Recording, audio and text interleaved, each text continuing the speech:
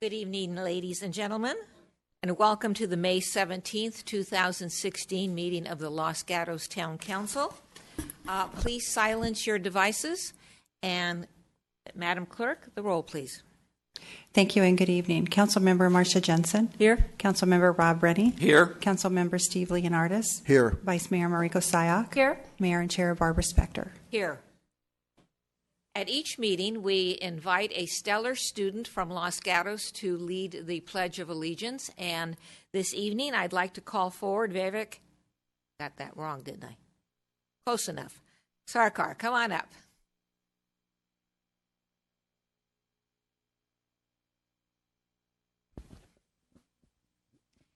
So that we all pronounce his name correctly, I'm going to have him say it. Vivek Sarkar. Okay, thank you very much. So that you know why we have chosen him to lead us in the flag salute, let me tell you a little bit about Vivek. He is in Fisher Middle School in the 6th grade. He is a Young Genius School of Speech and Debate, a member of the Young Genius School of Speech and Debate. He is a 2nd-degree black belt in Taekwondo. He loves history, math, and science. He has a lot of compassion for humans and animals and wants to make a difference in the world. His community service has been visiting Blossom Hill Elementary to help his 5th grade teacher. He helps the librarian at the middle school. And so if you'll please stand now, and he will lead us in the Pledge of Allegiance.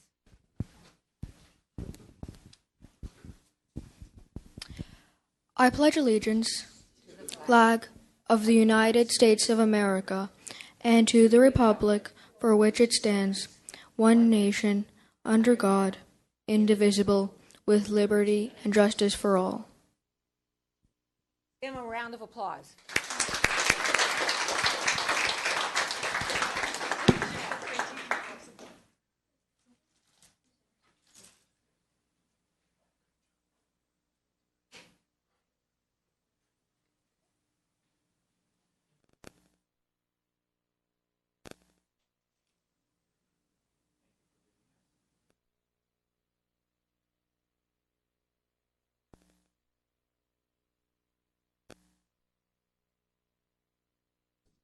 One more round of applause for this special man.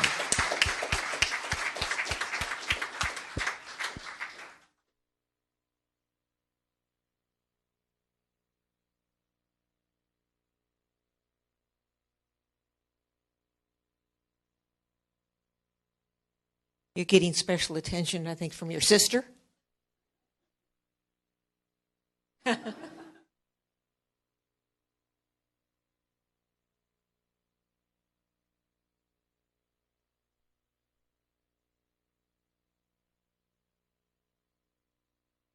Bye, Mr. V.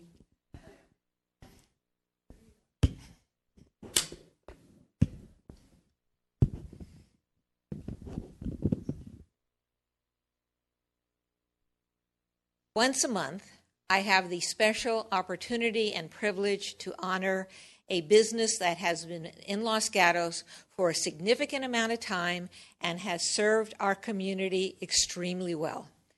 Tonight, the business that I will be honoring has been in Los Gatos for 50 years.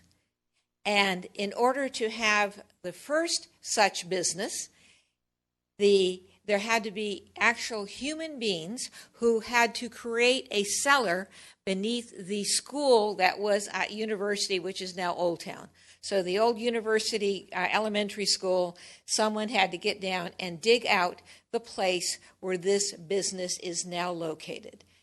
I want you to join me right now in honoring that business that has been here for 50 years.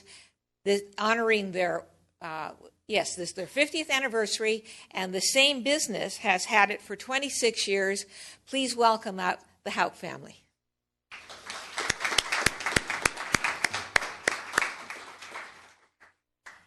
And she said that she would come up. When I first went to the wine cellar, I talked with your dad and your brother.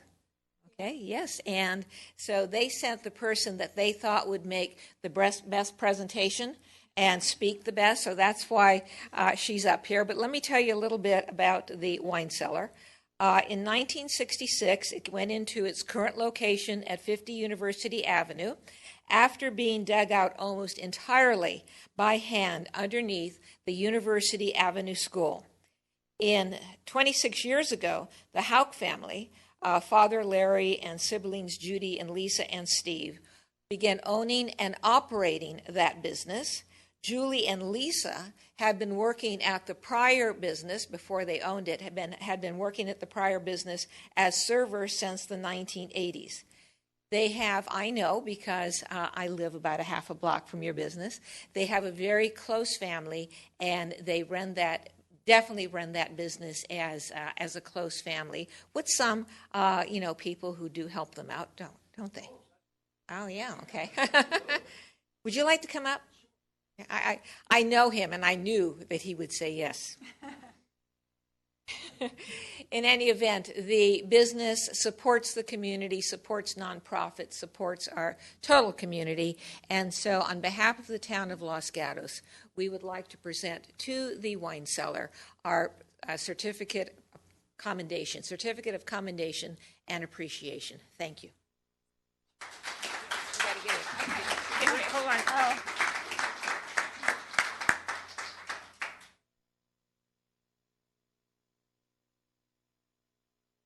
And she said she would say a few words. I did. It truly is an honor to receive this award. It's been such a pleasure doing business in the lovely town of Los Gatos with all its lovely people for all these years. And I think that we attribute a lot of our success to being located in Los Gatos, along with having amazing partners and just a fantastic staff, one of whom is with me right here. Many have been with us for 10 years or more, and I think they truly help to make us who we are. So, why don't you introduce this yourself? Is Tim Flynn. Hey, everybody. He's one of our waiters at the restaurant, and I'm just going to say thank the people of Los Gatos, thank the town council, the staff who's been there. Chef Jake has been there for 17, 18 years, and there's so many people who came before us. You mentioned the people who dug it out by hand. I've spoke to these people. They still come back like salmon every couple of years to make sure their work is still there.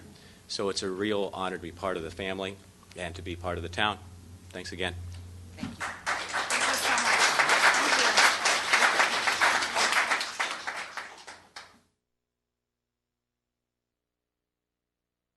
I really like the fact of, about the digging it out. I mean, I'm going to have to take a whole new perspective when I go look at your building again. All right, next we have another honor, and this is the Government Finance Officers Association, the Distinguished Budget Presentation Award. Mr. Steve Conway, come on up.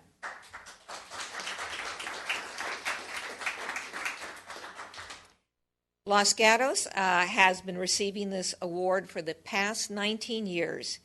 It requires that the accounting for the government entity be proficient in 4 categories: as a policy document, a financial plan, an operations guide, and a communications guide.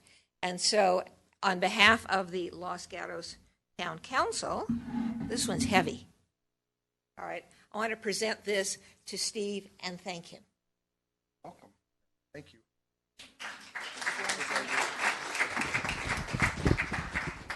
Thank you, Mayor Spector. I'd like to just thank the entire town organization. This is an award that we're very proud of. It's a lot of work. There's a lot of serious number crunching that goes on to develop and maintain a city or town operating budget and capital budget, and it can't be done by any one person. It's a true team effort, and all the departments here that are here tonight spend a great deal of time with the finance department, with the manager's office, to prepare this document to help us make our financial plans and our financial estimates and make sure that that we're going to be operating in the black and that we have a balanced budget every year. And I'm proud to say that Los Gatos has every year had a truly balanced budget. So thank you. Thank you. A truly balanced budget, meaning that, we see how much money we anticipate that's going to be coming in the next year, and we spend against that. So thank you, Steve, very much.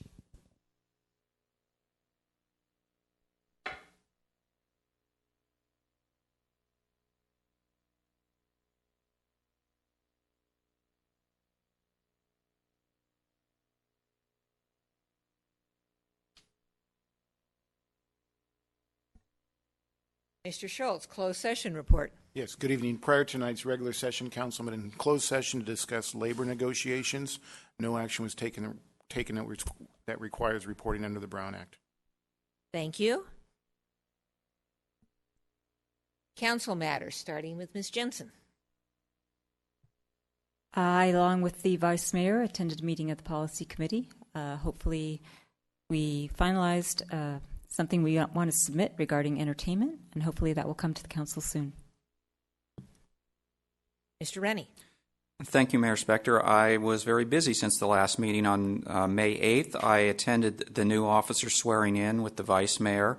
On May 11th, our Community Choice Energy Agency, which is called Silicon Valley Community Energy Agency, met till actually midnight of that night.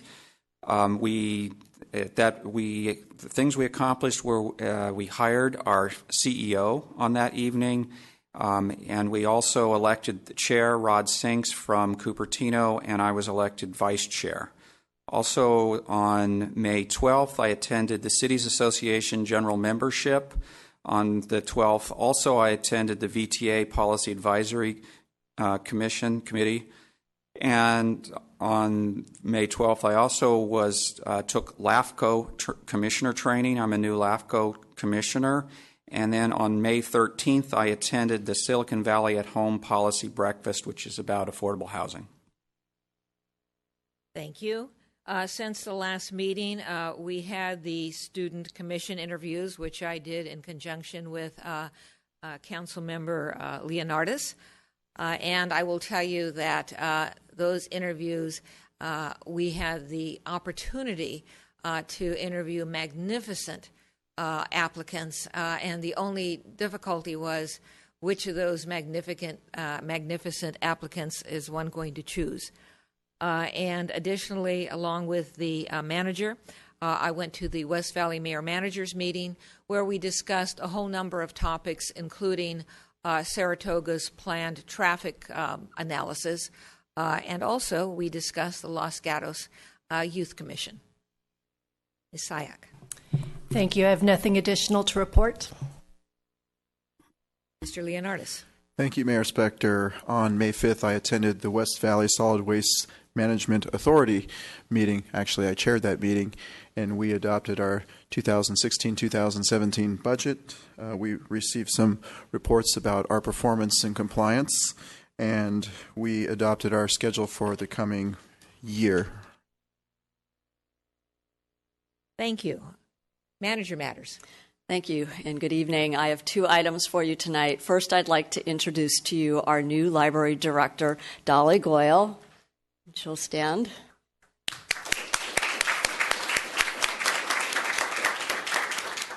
She started with us last week, and she's already right in the thick of everything, so it's great to have Dolly aboard. Second, as you recall, this is Public Works Week, and tomorrow is our celebration over at our yard, our main yard, and the council is welcome to, and the public is welcome to come to the open house in the morning, and the council is invited to join staff for the barbecue starting at around 11:30 in the morning. Thank you. Thank you. Now we go on to our consent calendar, and tonight we have three items on our consent calendar.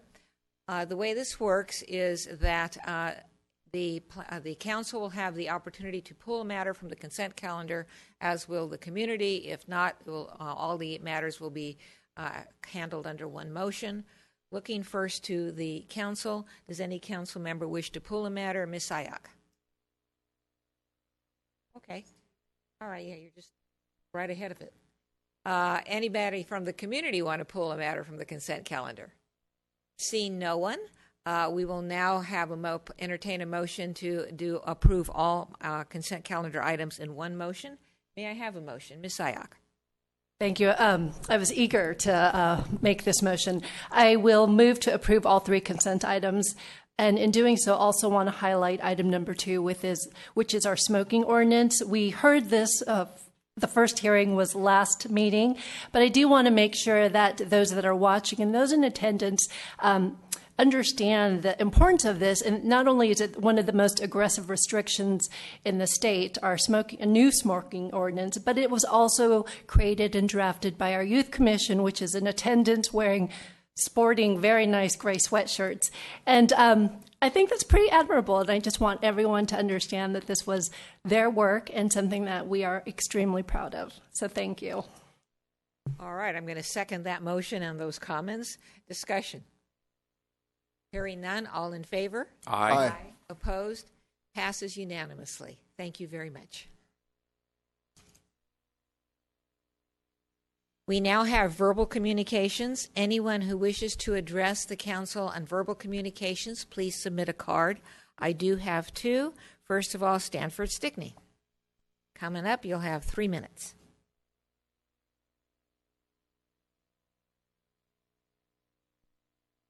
Hi, my name is Stanford Stickney. I live in 40 Ferry Plaza.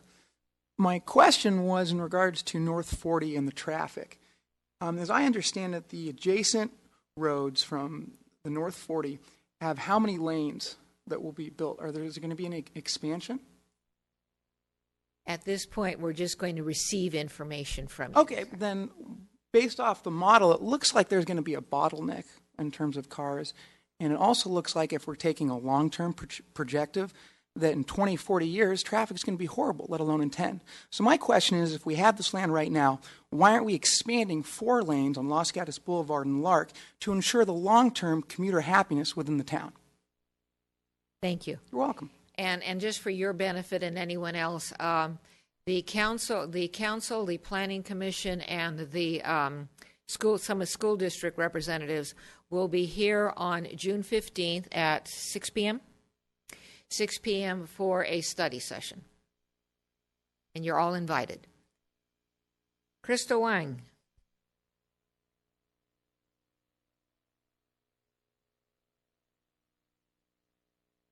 And again, if anyone else wants to address us, and it looks like we're going to do it en masse, please fill out a card.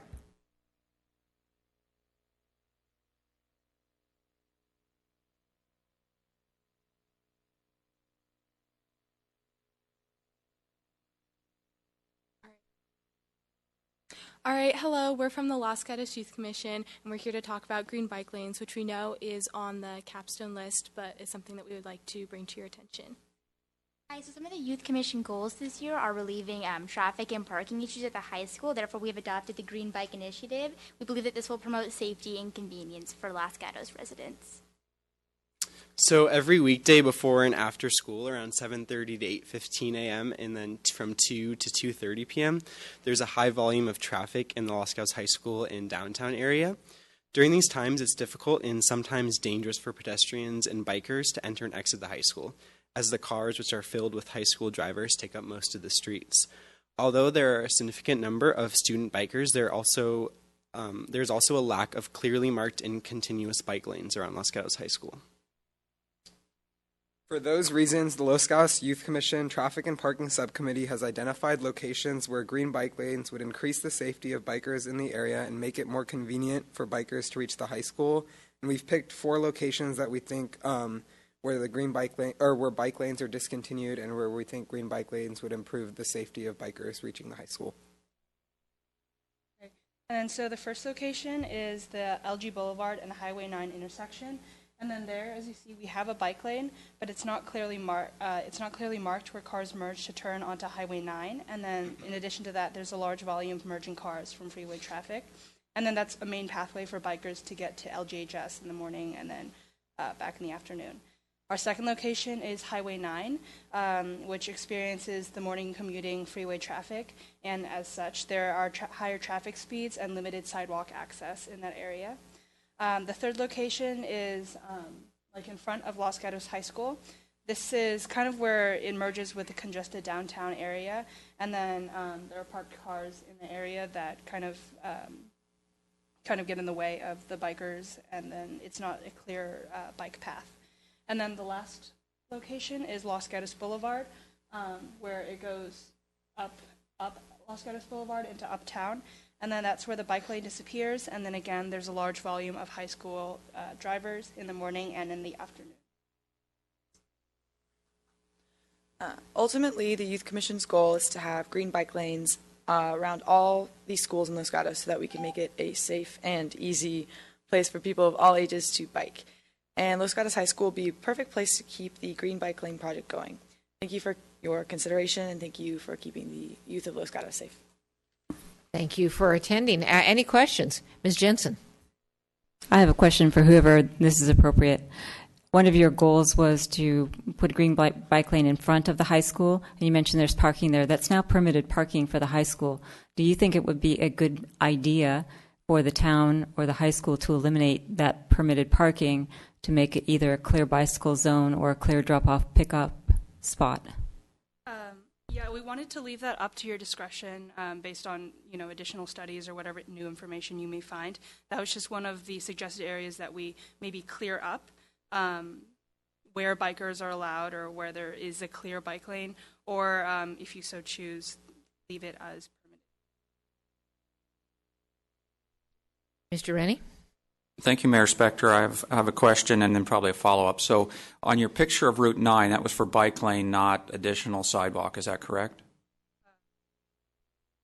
So then my follow-up question is, even with a bike lane, I don't like 9. I ride my bike a lot, and I don't like going across 9. I wouldn't want to send kids across 9, even with a bike lane.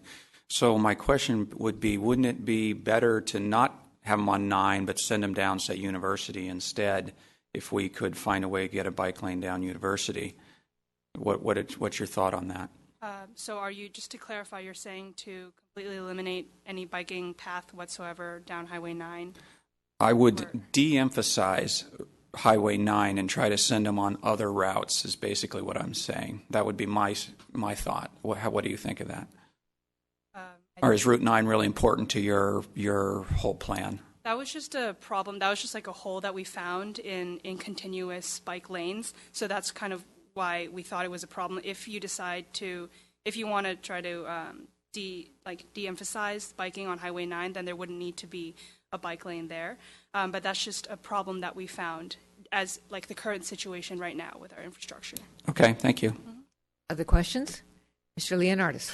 Thank you, Mayor Spector. I would like to say that I concur with all the areas that you've chosen, so thank you for bringing this forward.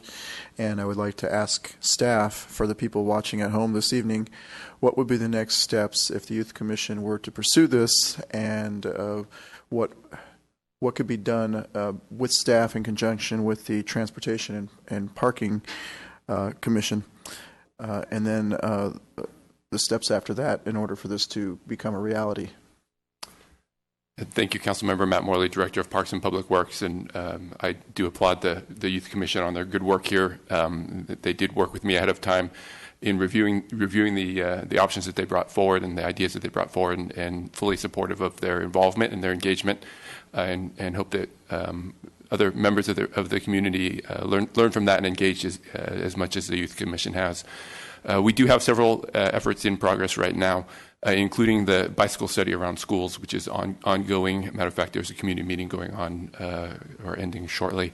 But we're also launching a survey online so that the residents can provide input through that survey, through a SurveyMonkey survey, and that'd be a great opportunity for the Youth Commission to provide additional information. I'll certainly connect our consultant with both the broadcast tonight and the youth commissioners to make sure that they're engaged. And then further, and probably even more important, we have a townwide bicycle and pedestrian master plan that is just now getting kicked off. And that this is great information that will definitely feed into the hot spots that are associated with that plan in the future development of bicycle and pedestrian pathways for the town. Thank you. And can you tell us how we can do your SurveyMonkey? The SurveyMonkey will be released hopefully by the end of the week, and we'll broadcast that widely through the town's website and through Nextdoor, as we're looking to get as much broad input as we possibly can. So you'll see the link up on those social media sites hopefully Friday. Thank you. Yes. I love the problem solving here. Just curious if your subcommittee, do you work with the high school's Safe Routes to School committee? We currently do not, but that's something that we definitely do for next year. Okay. And so what I'd love is not only with what you are presenting now, as well as with the smoking ordinance. I know your term is wrapping up for this year. Ideas on how you think we can help strengthen your roles, and a lot of the ideas that you are working on this year, how it could jump into next year's work so that next year's Youth Commission will be able to carry up where you guys have left off, and we just pick up from. So I think Jackie Rose, who is our coordinator for the Youth Commission, has invited several members of the outgoing Youth Commission to come to the orientation for the Youth Commission in August to present on the things that we've been working on and the ideas of the outgoing commission for the future of the Youth Commission, so that the incoming commission has an idea of what they might want to address and what we have been working on in the past. Well, thank you again. And I'll start it with you, and maybe it's Mr. Morley. Have you been interfacing with the organization that's studying the traffic and parking around the schools?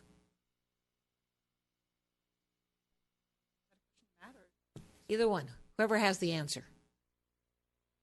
We have not. We have not.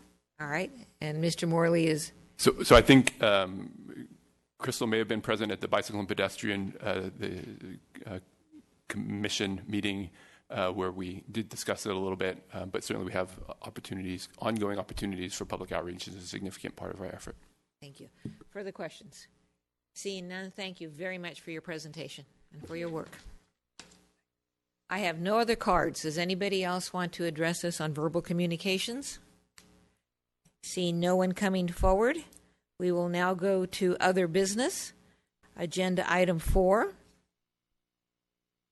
An agenda item to accept and approve recommendations from the Town Council Finance Committee to reduce unfunded pension liabilities, including, and then underneath that there are 4 subsets of suggestions, recommendations. Do we have a staff report?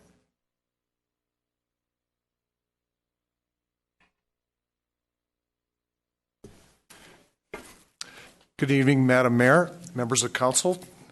I'm Steve Conway, Director of Finance for the town.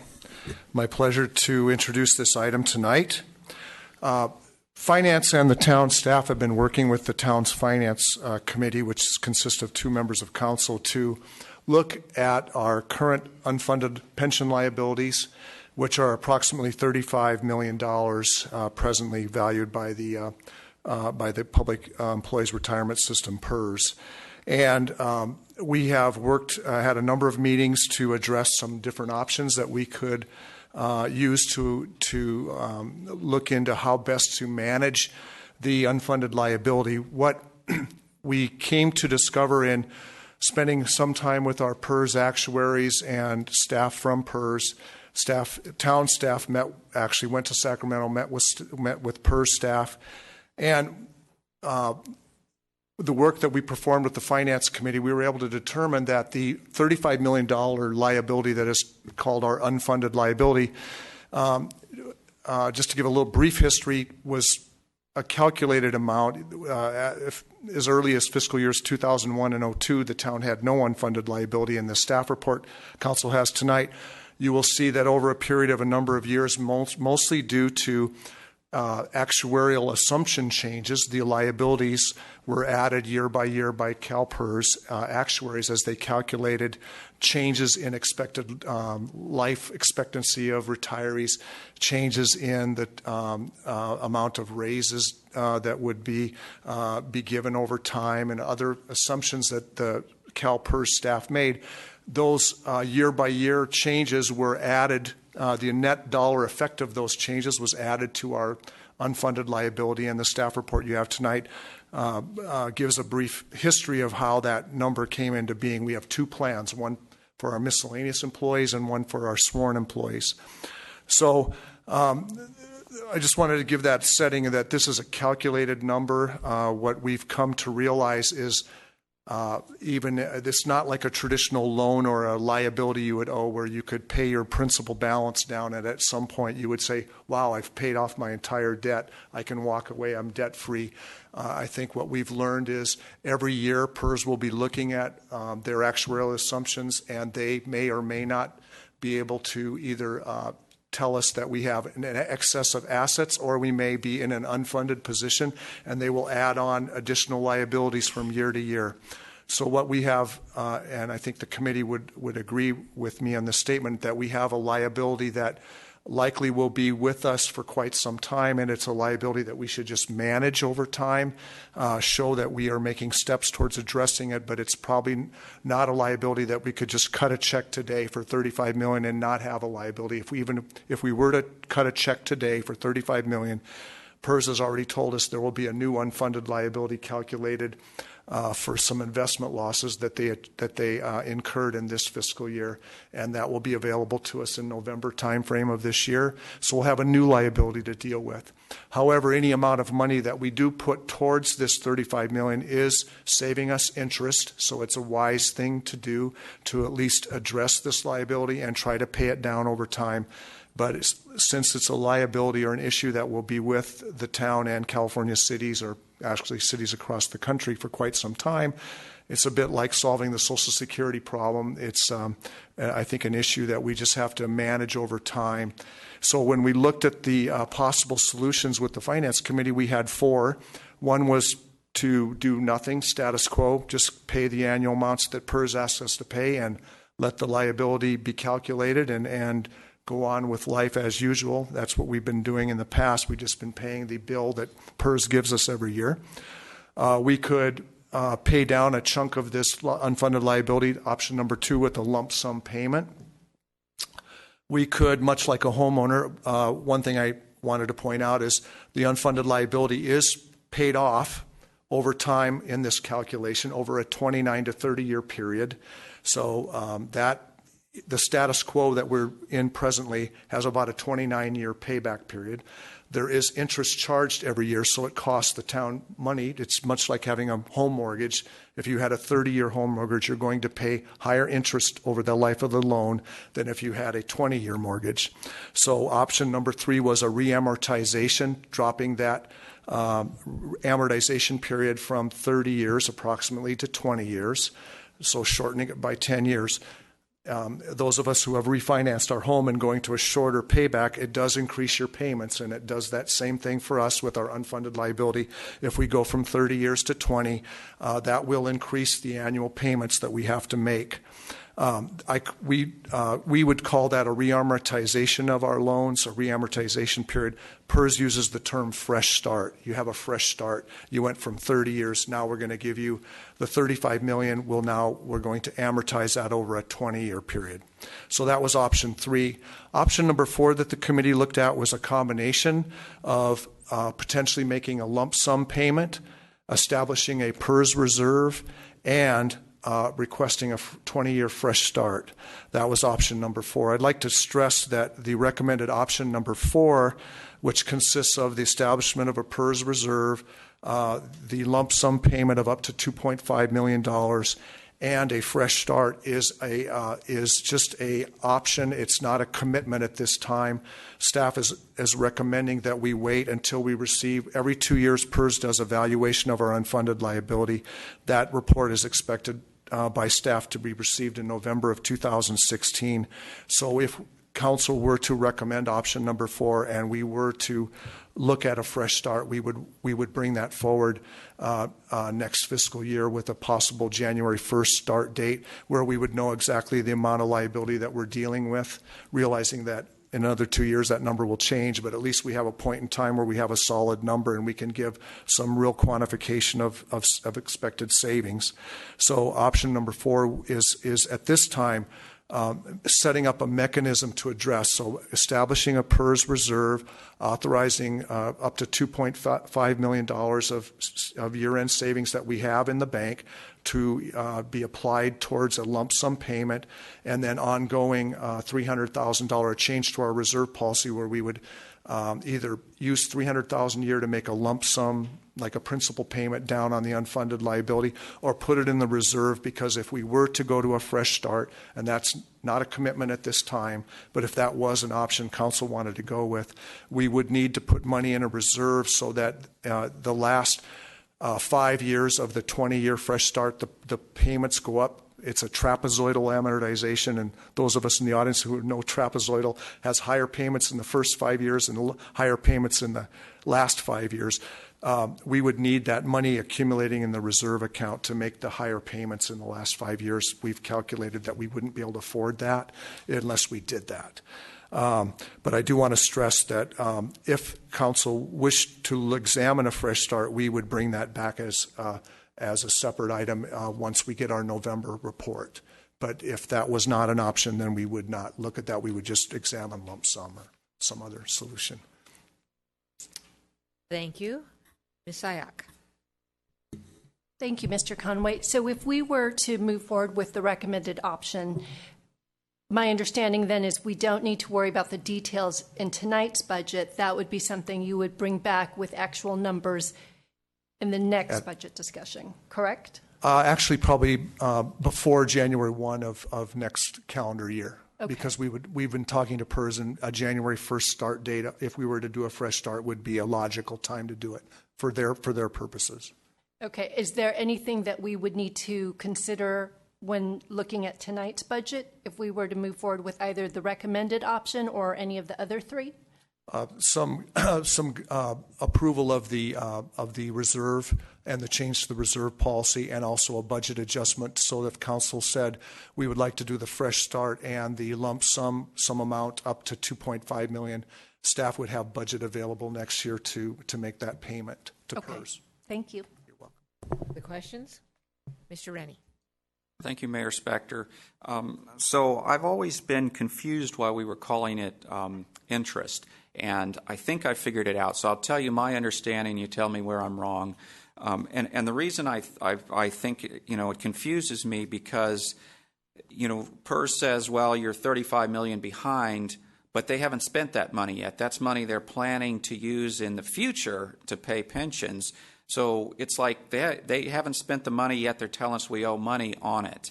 And I believe the reason for that is they've made this assumption that as you're contributing money that's going to be used in the future, they're assuming it's going to make a 7% gain.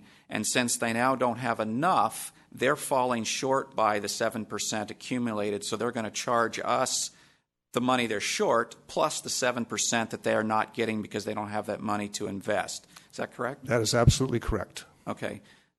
And is the 7% number correct? 7.5. Okay.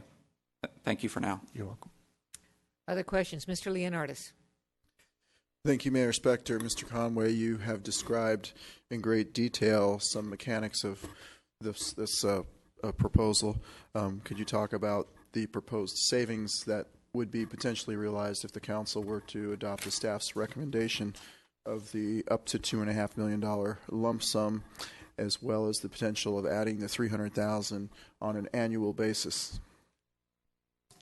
Yes, we are currently calculating just hard interest dollar savings. If we were to go to a 20-year fresh start, we have estimated that over the life of that 20 years, just the difference, and much like taking a 30-year home mortgage to a 20-year home mortgage, we would save in actual cash interest dollars right now projected $4.7 million over that term of time, and that calculates to a net present value in terms of today's dollars of $2.6 million.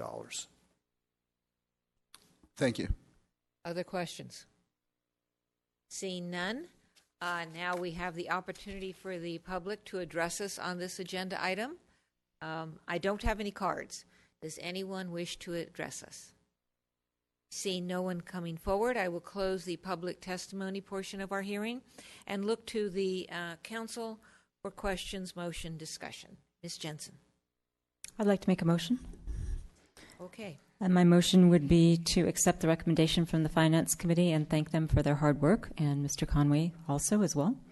And the recommendation would be as indicated on the first page of our report, which is to establish a general fund, California Public Employees Retirement System reserve account, approve a budget adjustment to the proposed fiscal year, I can't say that, 2016-17 annual operating budget in an amount not to exceed $2.5 million, revise the Town Council reserve policy to provide for a maximum of $300,000 in general fund year-end savings to go into the new reserve account, and to direct staff to return to the Council in early 2017 for consideration of adopting a fresh start approach pending the results of the November report from CalPERS that we are anticipating. I will second the motion, and Mr. Leonardis and I appreciate the kind words, and we also appreciate staff working with us. Mr. Rennie. Thank you, Mayor Spector. I'd like to make a comment. I looked through this quite a bit, and I'm not very comfortable with the fresh start. I can support the motion because it's just evaluate and bring it back to us. But I'd like to make my comments now about the fresh start. What I see proposed is we do fresh start because we'll pay it off earlier and we save interest. But then because we're worried we can't pay in the later years, we're going to carry, a large balance. They're talking about $6 million, getting up to $7 million, 10 years out. And those are balances that we're carrying, and we make about 1%. I think it's maybe even a little bit less than that. Versus if we paid the money when we had it available, that's 7% we're saving over the period that we would have held it instead. So I realize we're just going to evaluate this, and maybe you can bring back a comparison. I think you just said we were going to save $2.5 million or something using the fresh start. But what if we just went with the reason I like the status quo is it doesn't put pressure on us. It allows us to make the extra payments when we can. If we took the $2.5 million and say put it in sometime in the next 18 months, spread over time so we don't risk hitting the market at the top and it crashes or anything like that, then we would be saving that 7% all the way through all these years versus, say, holding it in a fund for 30 years to finally use when we, need the extra payments on the fresh start. So I think we can save money without giving us the less flexibility of the fresh start option. So I hope that we can, do a little more analysis on that when we bring it back. Those are my thoughts. Thank you. Thank you. Further discussion. Mr. Leonardis. Thank you, Mayor Spector. One of the things which was also discussed at the Finance Committee meeting was a more aggressive pay down should the town find itself in a better financial position moving forward. And we talked about the 30-year status quo, the 20-year as proposed this evening, and potentially a 15-year plan.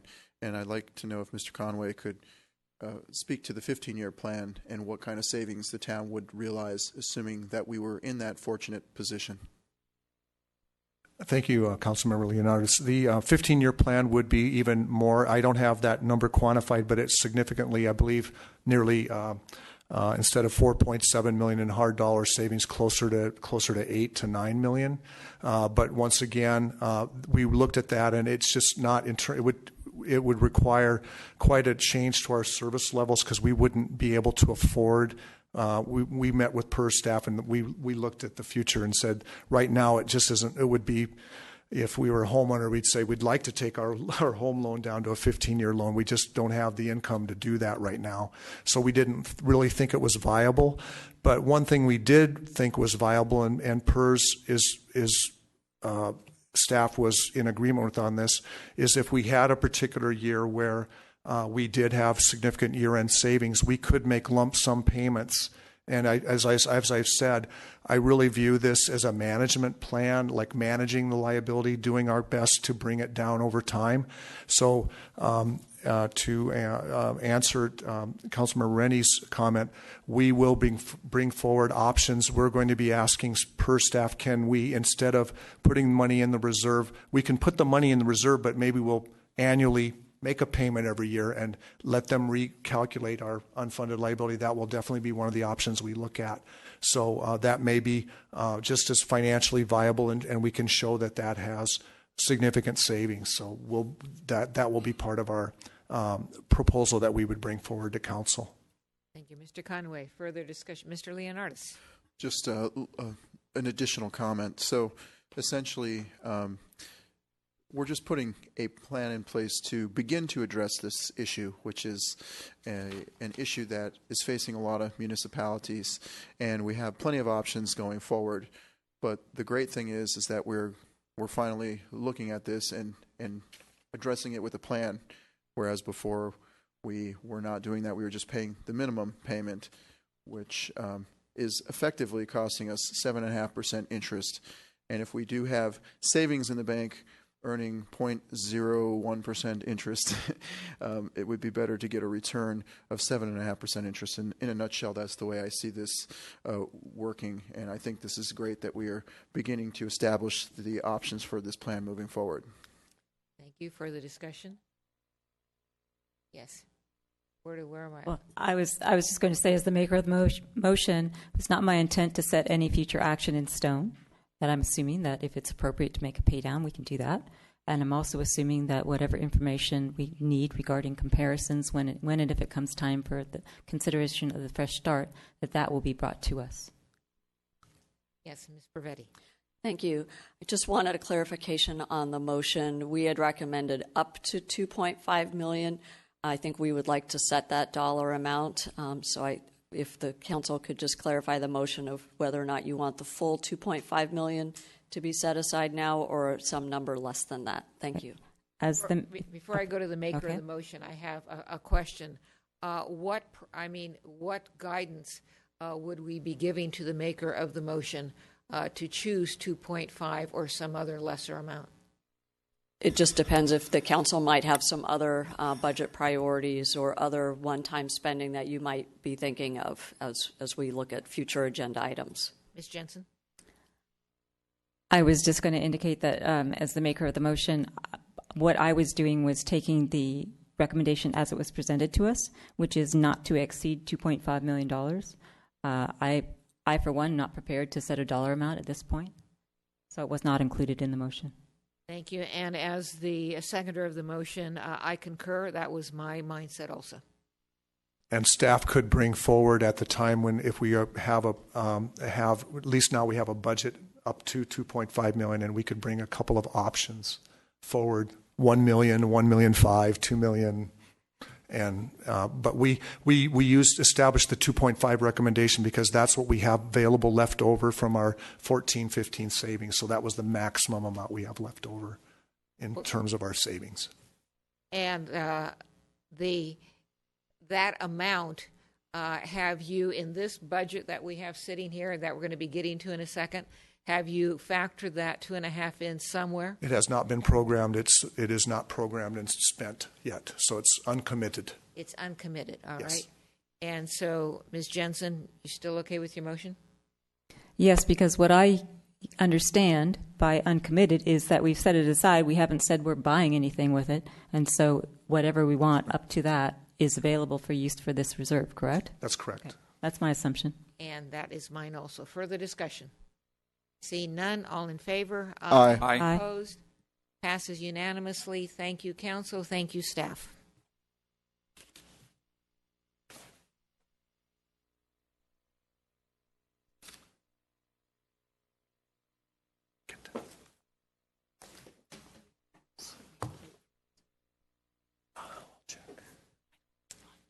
We are now on agenda item 5.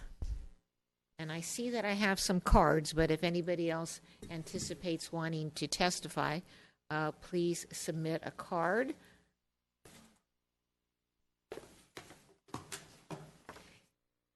All right, so we will be discussing on this agenda item our operating and capital budgets. I am assuming, but I will ask staff, that we will do our operating and capital budget first, and then our capital improvement? Is that how are we going to be handling it? We are prepared to make a comprehensive presentation on both budgets, operating and capital, so the council has the full picture. But if it's your preference to just hear the operating side first, we can segment it.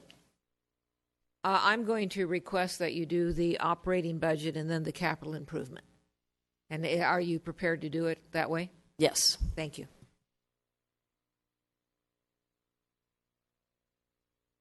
Thank you, Madam Mayor. Once again, Steve Conway, Director of Finance. My pleasure tonight to introduce the operating budget for the town of Los Gatos for fiscal year 2016-17. As part of our efforts to develop this budget, the first step in our budget process is to update our 5-year financial plan. We gave council our plan at mid-year.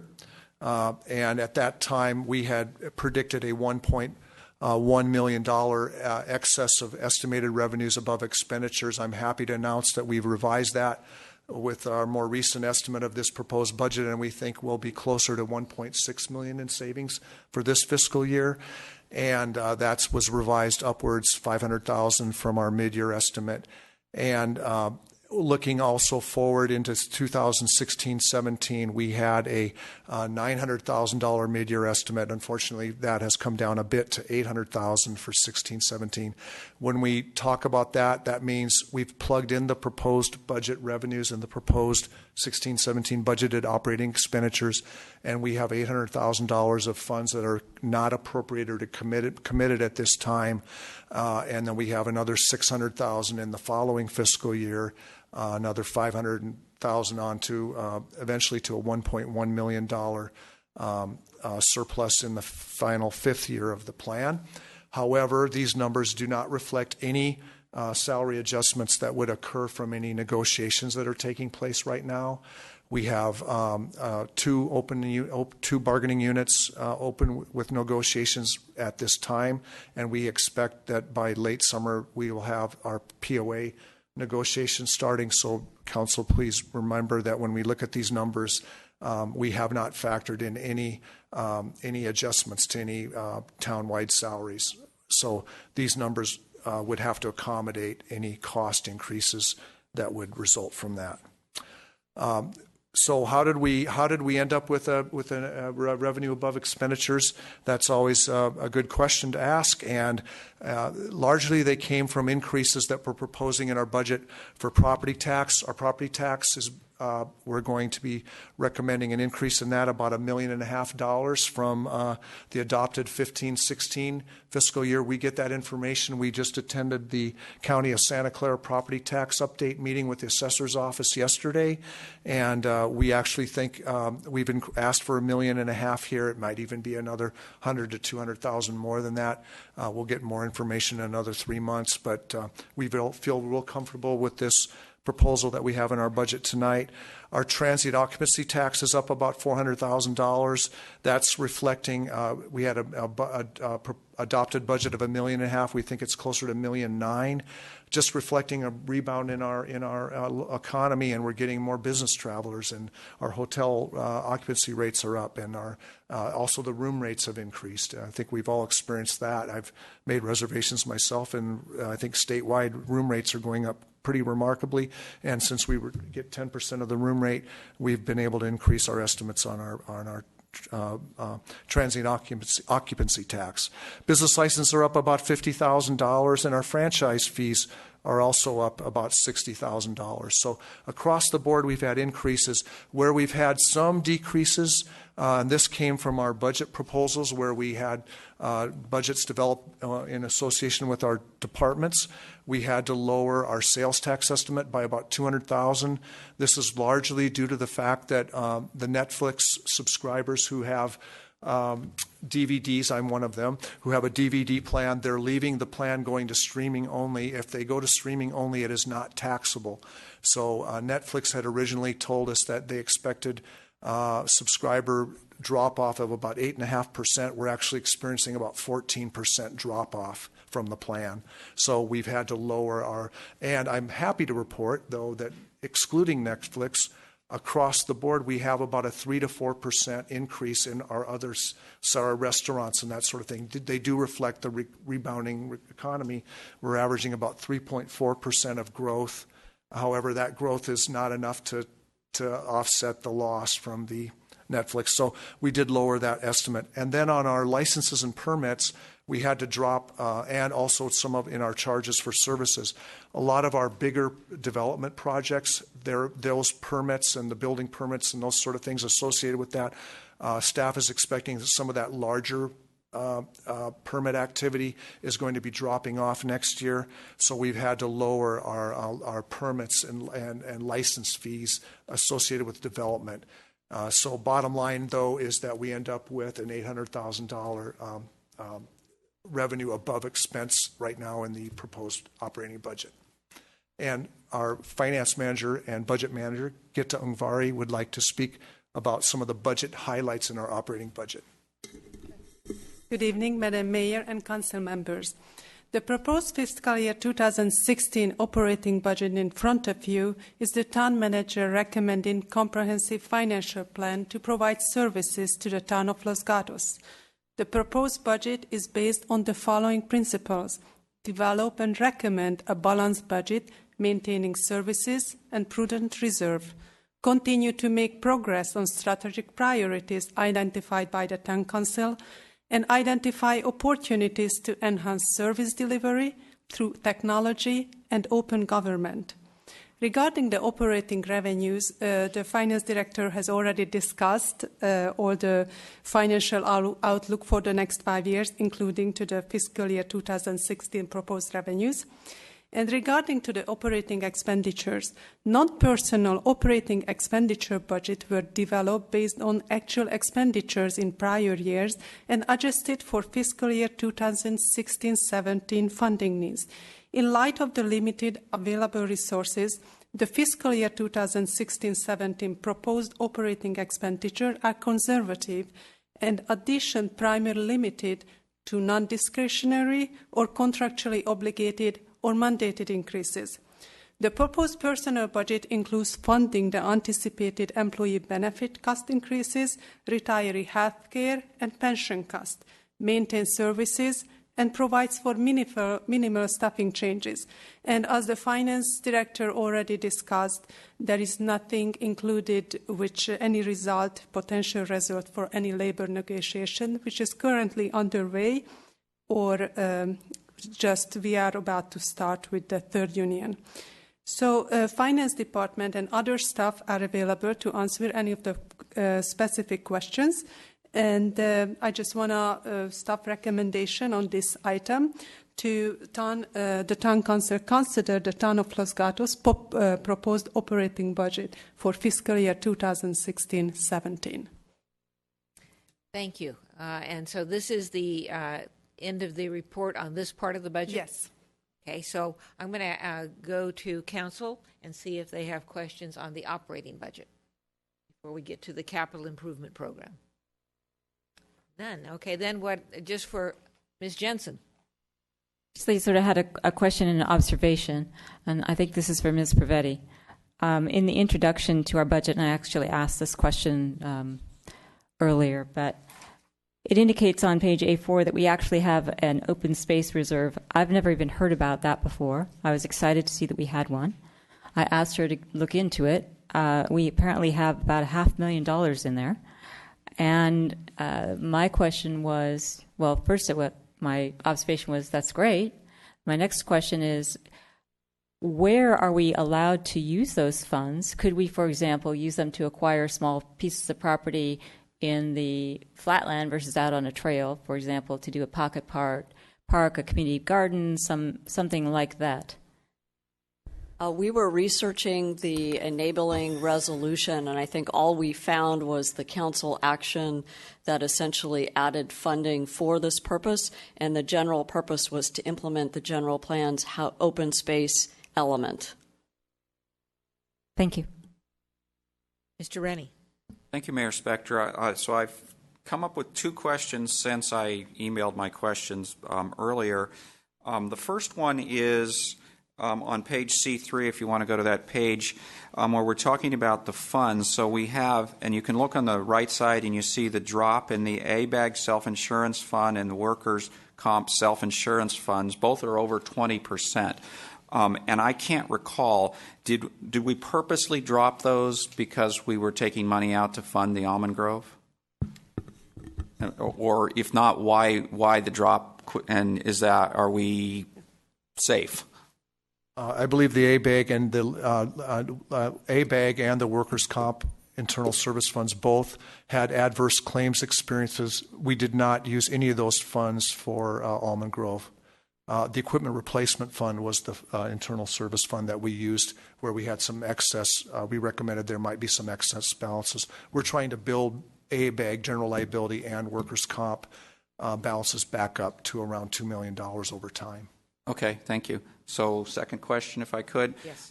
Probably for Director Morley, and I believe it's in, I don't have the page here, but I believe it's in the operating budget, not in the capital budget. I saw, I think, $215,000 for beach cut-through budget. If that's in operating, I wanted to understand where we were going to spend the money. Mr. Rainey, do you have a page reference? I'm sorry, I lost it. Thank you. I think I can answer the question even without the page number. So there are several projects that we're looking forward to implementing this year leading into the summer, including a change to the intersection at Main and Santa Cruz, where we enhance the ability of traffic to flow through that intersection.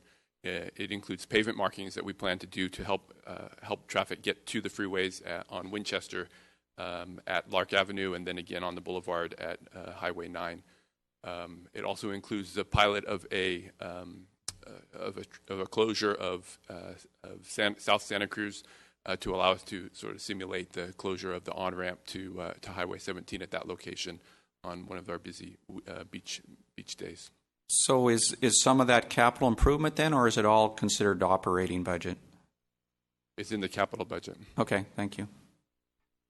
Further questions? Ms. Sayak. Thank you. I'm not really sure who this would go to, but I'm looking at your third bullet of mandated increases. And one of the things that I noticed, and I hear it time and time again, storm drain funds. And this is another area where we spend resources, but we don't necessarily get them reimbursed. But one suggestion that was in the capital improvement actually was to increase the fees. How do we begin that discussion so that we can be more of a cost recovery in areas that we start to identify that we're deficient? Yeah, and this is a huge item happening really statewide, but particularly in the Bay Area. As you know, we are under a permit, a region-wide permit, that mandates that the town do certain things to ensure good water quality for our community. Unfortunately, it is not a reimbursed activity from the state. It's an unfunded state mandate. So one of the items that we were actually just talking about this morning is we need to develop a work plan to figure out a cost recovery mechanism, and we would likely come back to the council in the fall with a proposal or some options. We may also ask for a little bit of bridge money, because while we've anticipated what some of those costs are for this year, if we don't find a solution, then we're going to be in the negative. So we really do need to bring this forward with a specific solution. And Director Morley is really our expert in this field and may wish to add a little more. Just briefly, we are cost recovery on the development side. So as new developments come in, they are able to manage the stormwater so that we're complying with our permit from that perspective. And those permits are cost recovery, including, for instance, ongoing inspections that are now required as the legislation gets stricter and stricter. The areas that are more difficult to get cost recovery are, for instance, our trash capture requirements, which increase to 100% trash capture in our storm drains. So you can imagine that capturing all of the debris that is in our storm drains becomes quite an effort, and we're supposed to capture it before it gets into the creeks. And that's not something that's easily targetable to individuals or to a revenue source. So that's the difficulty that we face. Ms. Sayak. So is that when the town manager was discussing options, that is what you plan to come back on with some ideas on how we may be able to find resources for that? Absolutely. Okay, thank you. Mr. Leonardis. Thank you, Mayor. Question for someone on staff, perhaps Mr. Conway. Once upon a time, there was $350,000 that was put into a fund as part of the Albright settlement, and that was money to be used for traffic improvements in and around that vicinity in order to facilitate the traffic flow. I was just wondering if that is its own fund, or is that a component of another fund, or where is that money specifically? I could not locate it. I can answer the question that it's actually it's an account. It's a fee it's a revenue to the town, and then it has been earmarked for. And I'll let the Director of Parks and Public Works, Matt Morley, speak about its intended. We have plans. There is definitely intended uses for that. So it's not in a separate fund. It's in an account, but we're tracking it. Mr. Morley. When it's paid. I believe it's not been paid yet. Mr. Morley, you want to complete that? Thank you. Yes. So the funds will be set aside, and finance is the steward of those funds and will hold them for us. We have some work to do in association with the project or projects that will develop out of that. What we have intended to do was to hold off on that until the Netflix build out was complete and that area was settled a little bit, so that we can identify where the needs are specifically. And then to include some community outreach, as it was intended to benefit that area around Netflix specifically, and to be able to implement a project that alleviates some of the traffic once we see how things are all settled out. Mr. Leonardis. I guess the one follow-up question is, how come we didn't collect the funds yet? Councilmember Leonardis, I believe and the Public Works Director can correct me, I think we have had some fee collection, but there's, depending on the final occupancy and certain things, there were some timelines where the amounts were due to us, and we'll be collecting it. We will be getting it. It's just a matter of when, I believe. Thank you. Well, let me follow up then. Under the approval for Albright, apparently we have a $350,000 requirement from the developer, the company, and when is that $350,000 due? What is the deadline? I don't know that we have that answer to that question specifically. Sorry for the confused direction on the conversation. It may be in association with the building permits, and as soon as we have that information, we'll be able to get it to you. But it was, I believe, a stipulation of the agreement coming out of Netflix. So we do have a set timeline on that and are tracking it and ready for the implementation.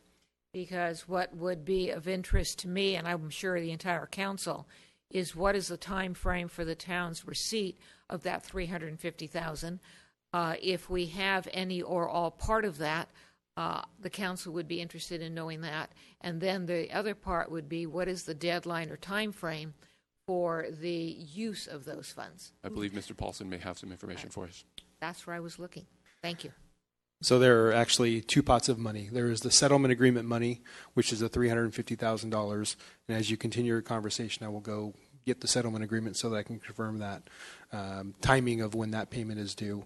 The second pot of money is the dollar per square foot that's required at occupancy of each of the buildings. So we have collected that money for the first two buildings, and when the second two buildings are done and request certificates of use and occupancy, then they will pay their dollar per square foot as well.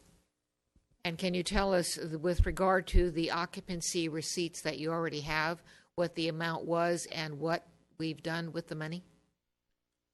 It's in the range of $235,000, and I believe finance can let you know which account that is in. Yes, this is the correct, approximately the correct amount that John quoted, and then it's just part of the building permits. And what is the use of that money? We just right now that money is held in that account and that it wasn't programmed. Okay. Any other questions? Ms. Jensen. A question and or concern, and my page reference is A-5, the bulleted paragraph that is titled Police. And I'm not sure who the proper person to answer this is, but in the middle of the paragraph it indicates that the part-time community services officer will be eliminated from the community development and police department's budgets due to lack of nighttime complaints. So I guess I have two questions. One, is this the part-time code compliance person that we put on to take care of the downtown? Yes. And if so, this council person would not want to have that position eliminated. I'm happy that there was a lack of nighttime complaints, but I have to believe it's in part because the council and the community and the business owners have done a better job, but also because there's an available person to talk to. And taking that person away, I would be willing to bet a lot of money that the complaints will resume if there's not a person that is a contact point for this. So I'm concerned about eliminating that position. And if it is the will of the council, when you're ready to make a motion, you could ask us to add that back in, and then when you adopt the budget in June, this would be accounted for in the budget and the position would remain. It was a temporary position. I think we would recommend that it be part-time. So it would be helpful for our budgeting is if you'd like to continue it as another pilot for another year, or if you're seeing the value and would like it to be an ongoing service that the town provides.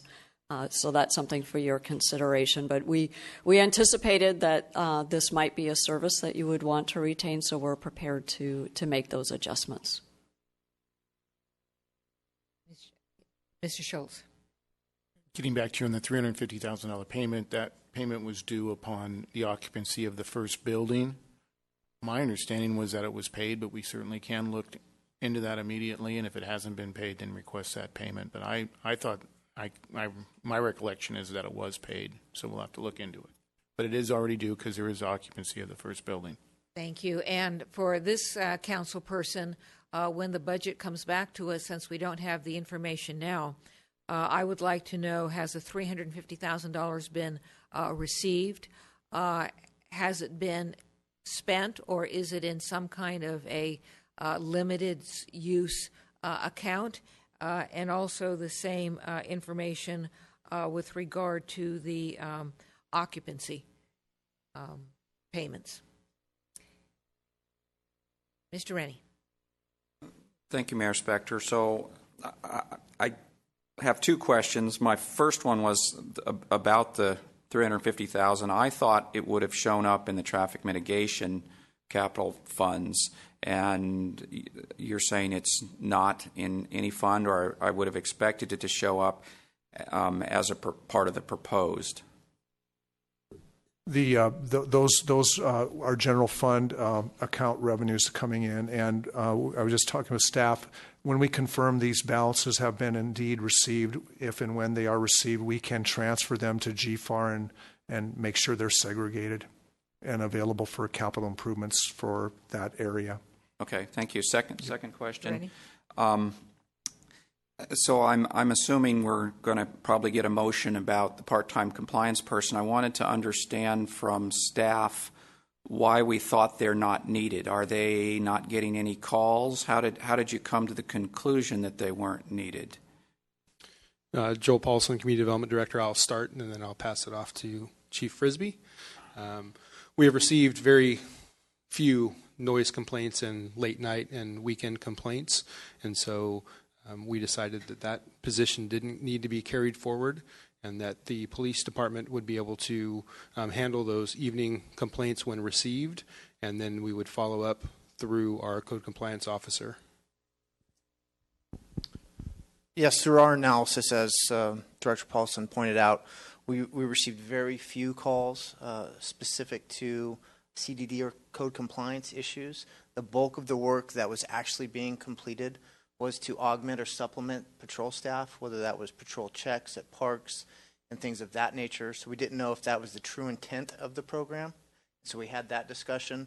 The workload that we saw that person partake in could be handled by sworn staff and coordinated with CDD if that was the approved option.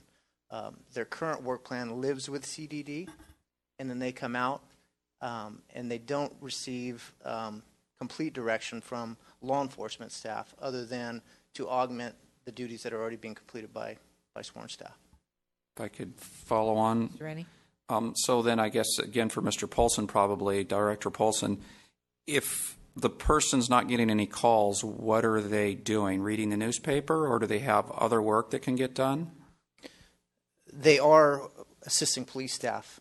So they are doing more traditional police service work, park closures, patrol checks, checks at some of the bars, checks at different areas. They are meeting with our sergeants and our supervisors and asking where they can help out. But much of the work that they're doing is more police related than it is specific to code compliance. It's just that is what we have.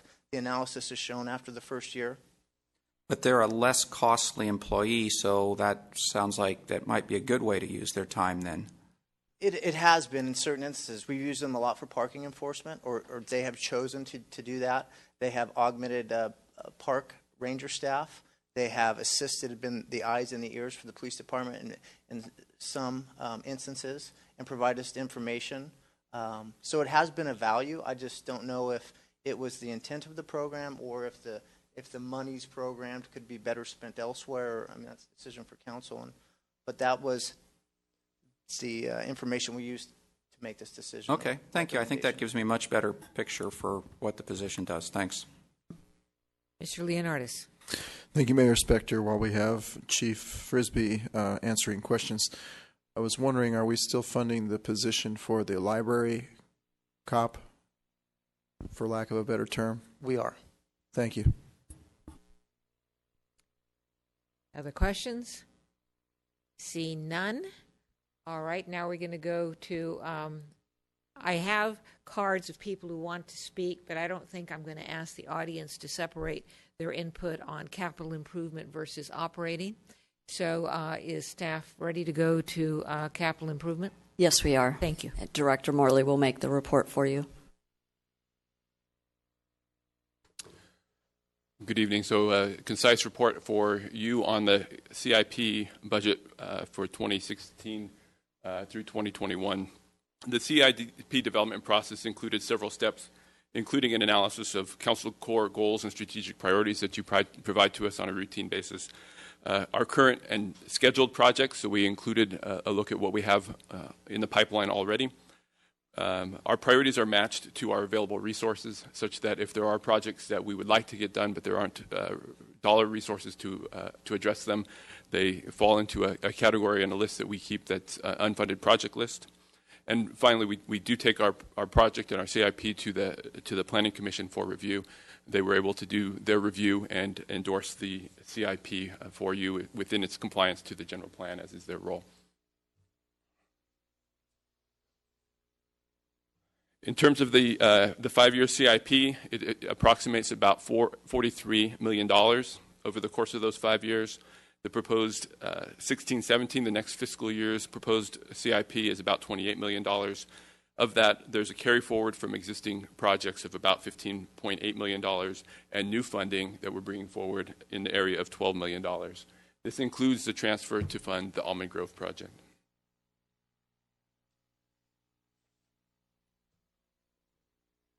Some of the highlights that might be interesting to you in terms of the CIP, we continue to fund ongoing capital maintenance efforts, so things like street resurfacing and curb gutter sidewalk repair, things that are important to the community that we don't lose track of on an ongoing basis. We also included, as I mentioned, full funding for the Almond Grove, so funding is available there for the council's appropriation.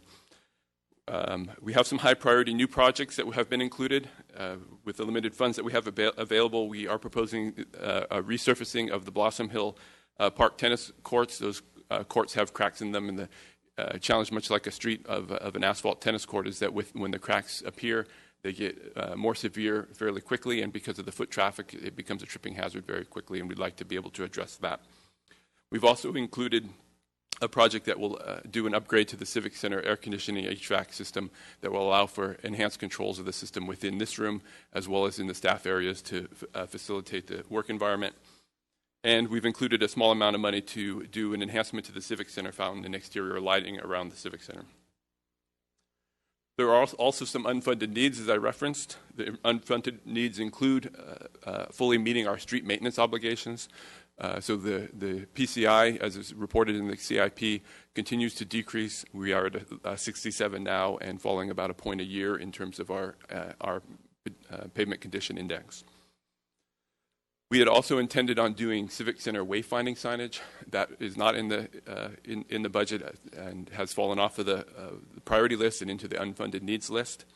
And additional green bike lanes is a priority and something that we were successful with over the last couple of years. We would love to be able to continue that. The Youth Commission provided a great summary of why it's important for all of our schools. We left that off of the list for several reasons. One, obviously the limitation of funding. But additionally, we have two projects underway that may identify the need for additional green bike lanes, and we wanted to have a holistic look. And those include our traffic study around schools and our bicycle and pedestrian master plan that is underway. And with that, and as I said, that's a concise report of what the highlights are for the capital improvement program, and that concludes staff's report. Questions of staff? Mr. Leonardis. Thank you, Mayor Spector. Mr. Morley, I had asked a question about repainting of street poles, and it said in the report or the desk item that we used to have a plan in place, and then for some reason we did away with that. I would assume that that was during the Great Recession or something to that effect. And then in the report it said it cost about $1,000 per pole to paint these poles. I was wondering if we were to bring this program back online, should the council see merit in this, what would be an appropriate amount, perhaps on an annual basis, to address this program? I believe the rough dollar amount that was set aside previously was in the $30,000–$35,000 range annually to address the poles. I would expect that would be sufficient to do an ongoing, continued effort at redoing the poles. It would allow us to do an incremental adjustment to the maintenance of the poles on a regular basis. I will point out that we are as we're able to, making a switch to galvanized poles, which don't require repainting, are much easier to maintain on the long term. So ultimately, this will be hopefully a decreasing need, although that, of course, that's over many years. Mr. Leonardis. One follow-up question, and I may be putting you on the spot, but throughout the town, do we know how many poles we have?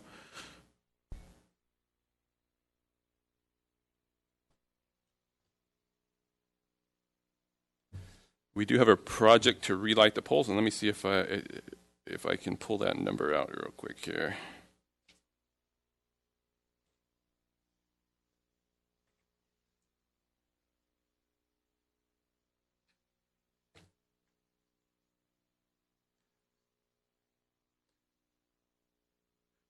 I'm going to give you an estimate in the range of 1,800 poles, and I need to confirm that to be accurate on that.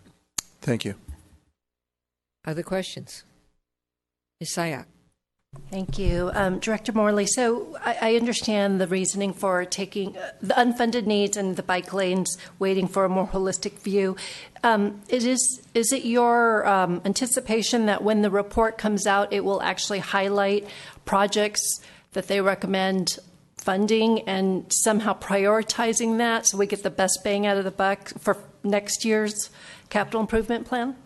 The goal is to use both of our studies to begin to feed into our capital improvement program over the next decade or more as we look to implement those plans. They are certainly long-term plans, and the strategy of implementing them would need to take place, I would expect, over a number of years, given the funding requirements out of those. Okay, so if I may continue on that. Yes. So I'm trying to understand, so I loved today's presentation by the Youth Commission. They're the ones that were encouraging to bike, and so they've given us their input on these are the areas you need to fix. How do we ensure that that gets captured? They're going to talk with the consultants, that gets put forward in the plan, and then in a future budget review, we would look at setting aside funds for that, correct? That's correct, yes. Is there anything that we can do in this year's budget to ensure that efforts are not being lost, we don't lose any momentum, given the momentum we had from last year and the bike lanes that we have there? Yeah, I think you've got a tremendous amount of momentum. You've got huge engagement in the community from the residents and from the Safe Routes effort. A lot of people providing a lot of good input on the various elements. The schools are very much engaged in what the program will look like. So I think you'll be extremely pleased when we report back to the council in sort of the August-September timeframe on what the initial plan starts to look like and what some of the recommended improvements are. We'll be able to capture those. Not every improvement will be included. Obviously, some of them are just not feasible, but even beyond that, I think there are some that are, I think as Councilmember Rennie asked in the Bicycle and Pedestrian Master Plan, more visionary ideas that are big picture implementation efforts that you'll really be pleased, and it'll give us a target to shoot for.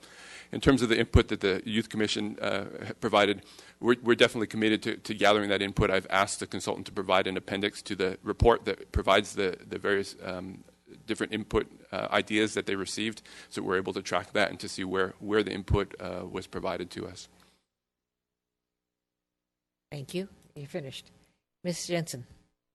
I wanted to follow up on that same topic. I'm concerned, and maybe you can put my mind at rest, or maybe you can't, that if we as a council vote for the recommendation to take the green bike lanes and put them into, you take them off for the program, that we lose an opportunity that we might have with funds to make a quick implementation because we've taken them off the table for a year waiting for this other stuff. So, for example, if in June when school gets out, we find out that we can paint some stuff because we have money, when we come back and consider our budget, I would not want to lose that opportunity by taking it off. So am I losing that opportunity if I vote to accept the recommendation and take it out? So I think a minor nuance is that you're not taking it out, it's that you're not adding it in. So the green bike lanes are not in the budget currently, nor were they proposed in the 5-year CIP previously. And so this would be an actual add to the CIP. And with that, we would need to identify funds to be able to make that addition. So there's no funds available. Now, with that, would we be missing an opportunity? I think it's a timing discussion. So with the report coming forward in the fall, that's when you would receive the information and have an idea, a list of projects, and be able to prioritize them for us. You could, at that time, establish a project. It doesn't necessarily have to be in association with the adoption of the CIP. The council can do that at any meeting that they desire, as long as there are funds identified to make it happen. Or alternatively, you could look at the next year's CIP as an opportunity to do a strategic plan towards implementation of the plans. Just a follow-up. Just hypothetically, if I or the rest of the council was interested in adding it back into the budget, could I add it in for $100 just to have a placeholder, such that if we got information and then we wanted to change that when we come back and consider the budget in June, it's not something that's not in our budget? I just think it's really important. We've been trying to engage with the schools. We're trying to encourage people to bike. It's part of our whole program, and so I would hate for us to proactively take green bike lanes out of our budget. That doesn't make sense to me. So just trying to help me out here. Could I just program it for $10 just so that it's in there? Not that I'd want to, but we can program a project in one of any of the 5 CIP years that you'd like. I think maybe the best direction would be to have staff go back and provide a funding solution for that on a fairly small project, and to bring that in with the budget at the next meeting. And I better defer to the Director of Finance before I commit us to that. We have a very small available GFAR fund balance that hasn't been committed over the 5-year period. So as part of the adopted budget that we bring in June, we could add a new additional CIP with some limited funding that we could find to at least earmark it and get the project in the adopted budget. One final one. Or if the council alternatively, and forgive me because I can't remember whether or not wayfinding for the Civic Center was included in the budget, if it is included in the budget and the council determined that that is not a priority, and take that money and say that's our green bike lane funding, we could do that as well, right? Sub out one for another? You could sub out whichever project you wanted to, although wayfinding is in the unfunded list, so it is not funded at this point. Okay. Sorry to tennis courts? take that one. Okay, Yes, thank that you. would be an option. Question, do you have any concept of what the green bike lanes would cost, either in whole or in part? In whole, it's a big number. I mean, for me, like, is it $100 million, $100,000? I mean, some magnitude of what? I can't be pinned down that much on it. I can tell you the green bike lanes that we did previously were in the range of about $80,000 for the implementation. So that gives you an order of magnitude of what the green bike lanes do cost. I will put the caveat on that when we did that, we did choose some easy to implement locations. So often when you do green bike lanes, because they require a particular width and roadway dimension, that there's additional striping and roadway realignment that are required that quickly increase the costs associated with that. So we'd want to be strategic on what we planned and make sure that we got the best bang for our buck, especially up front as we were implementing. Thank you. Mr. Rennie. Thank you, Mayor Spector. A couple questions, Director Morley.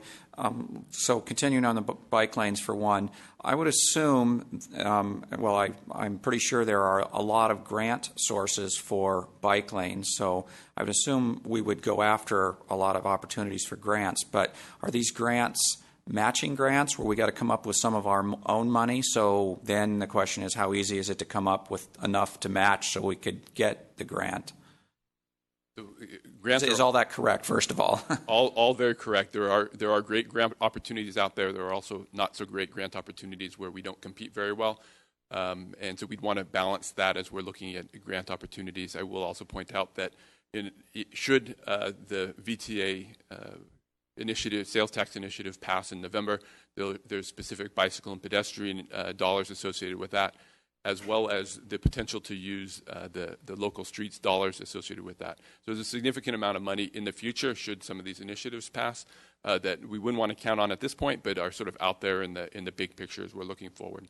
And of course, we would want to implement grants. They do almost always come with a matching requirement that's usually in the 10 to 20% range. Thank you. Second question. Mr. Rennie? So in the streets CIP, you've broken it into, 4, but let's stick with the 3. And I want to understand the differences. So you have one called reconstruction/resurfacing, one that's called maintenance and safety, and one called street improvements. So what is maintenance and safety versus street improvements versus resurfacing? Resurfacing sounds like maintenance to me. So what's maintenance? So the maintenance side of things is addressing issues that are more of an ongoing, repetitive project. So you'll tend to see funding on those that carries on an annual basis. So if you think of this 5-year CIP, we're trying to identify projects on 5 years out. The annual street restriping or the traffic calming projects are projects that are funded on an annual basis in terms of that, and they have a specific look at safety.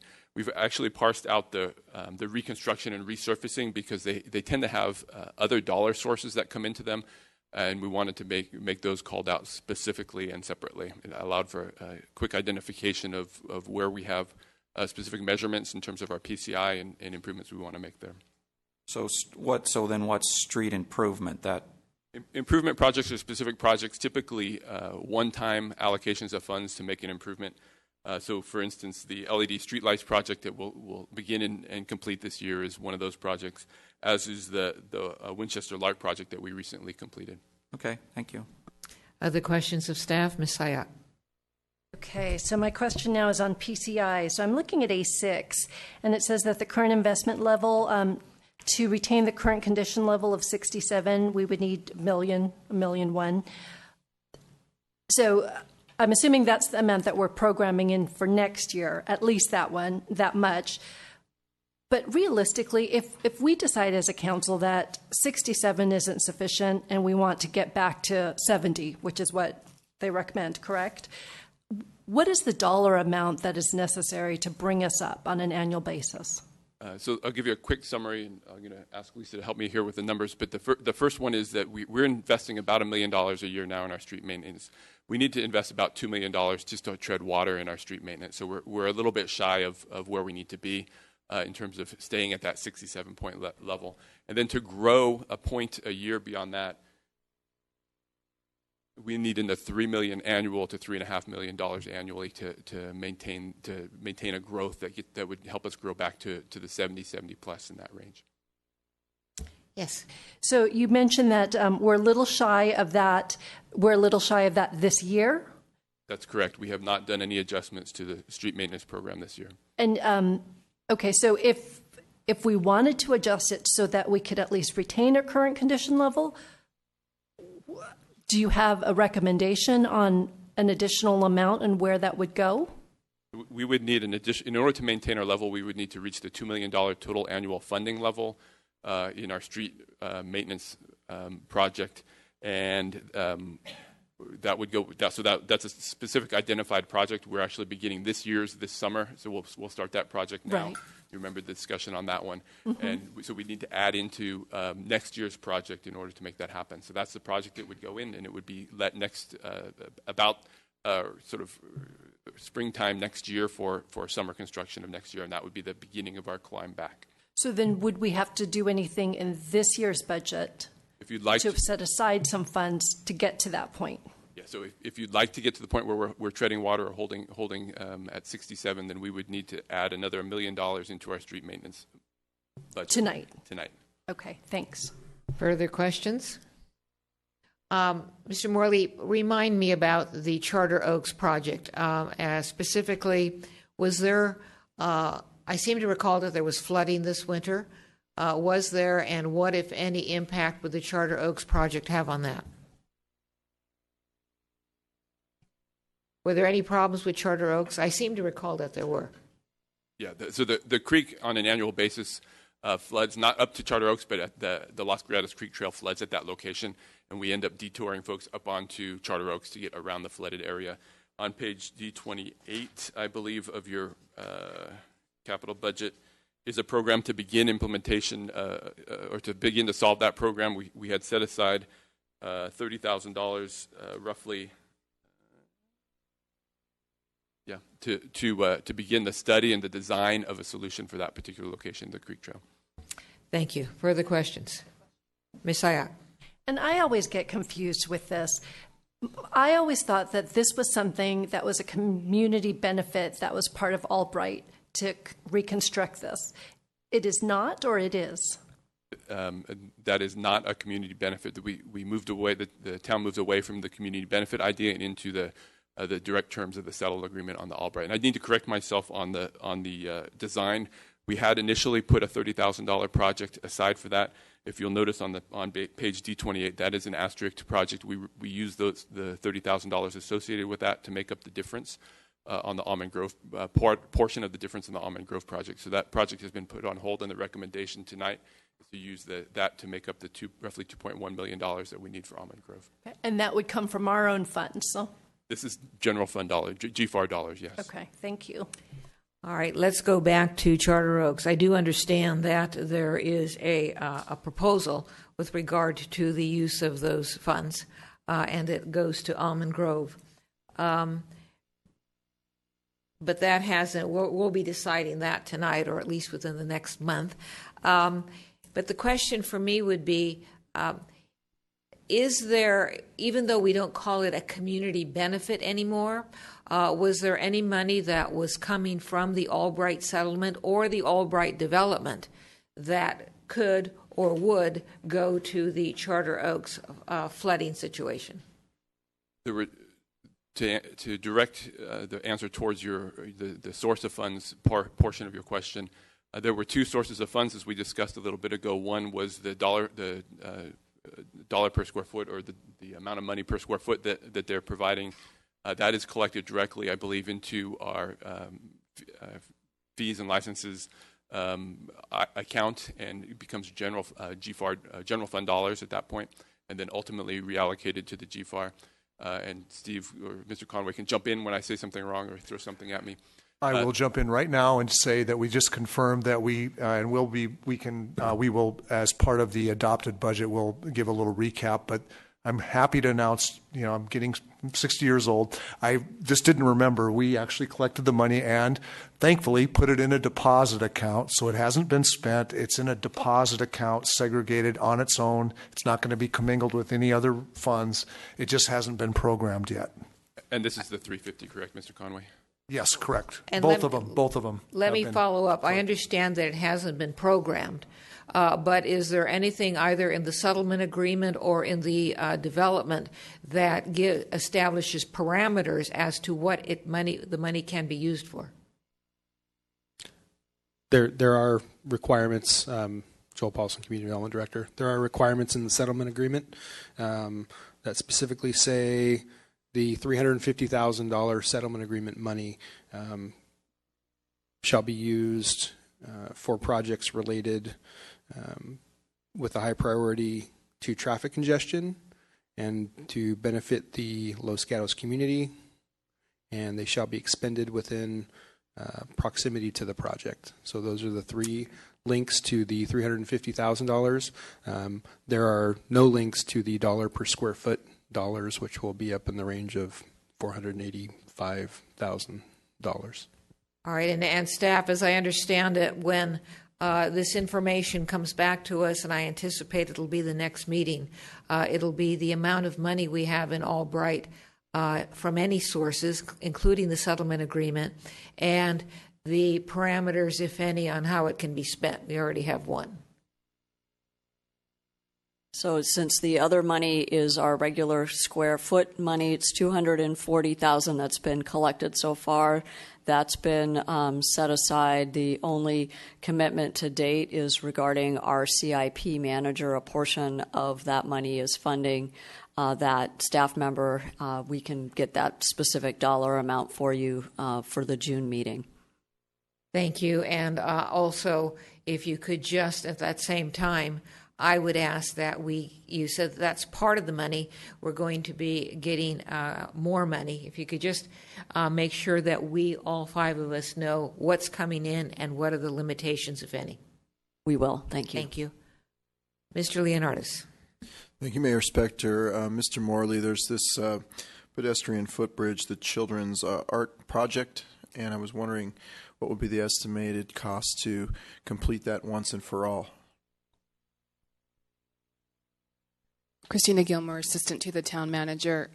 We don't have estimated costs right now.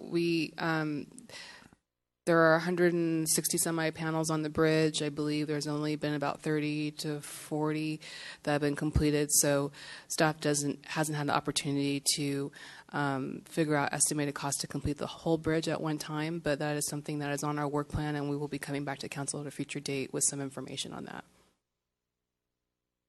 And Mr. Leonardis, before I will tell you that when we get into a discussion, I do have my own version of those numbers. But go ahead. Thank you, Mayor Spector. Ms. Gilmore, would it be possible to have that information prior to adoption of the final budget in June? We can certainly provide that information then, yes. Thank you. Further questions? Seeing none, I will now close. I will not close anything. We'll go on to the public testimony. If anyone wants to address us on this agenda item, please submit a card. Some of you have. And the first person is Mary Goulart.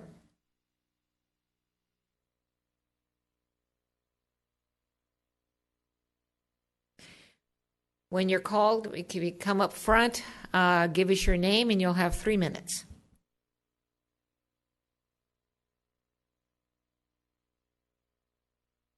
Good evening. I just wanted to come and say a quick thank you. I am Mary Goulart. I'm the new executive director of the Live Oak Senior Nutrition and Service Center here in town. We have been providing nutritious and well-balanced lunches and socialization for the seniors here in our town for over 40 years. I would like to take this opportunity to thank the council and all of you and the citizens of this town for all the years of support that we have received. I would like to thank you for your generosity and those others who are concerned about our older adult population, and that we need to continue to serve these folks in very fundamental and essential ways. We are grateful for your continued consideration for our request for financial funds. Together, I believe that we can meet the needs of our growing senior population, and I also believe that there is very little that will prevent us from doing that to improve their lives. These are very precious individuals, and they have helped to create our amazing country and this beautiful community that we so enjoy. So on behalf of all of our seniors here in town, I would like to thank you. Thanks. Thank you. Any questions? Doesn't look like it. Okay, thank you. Kelly Mitchell.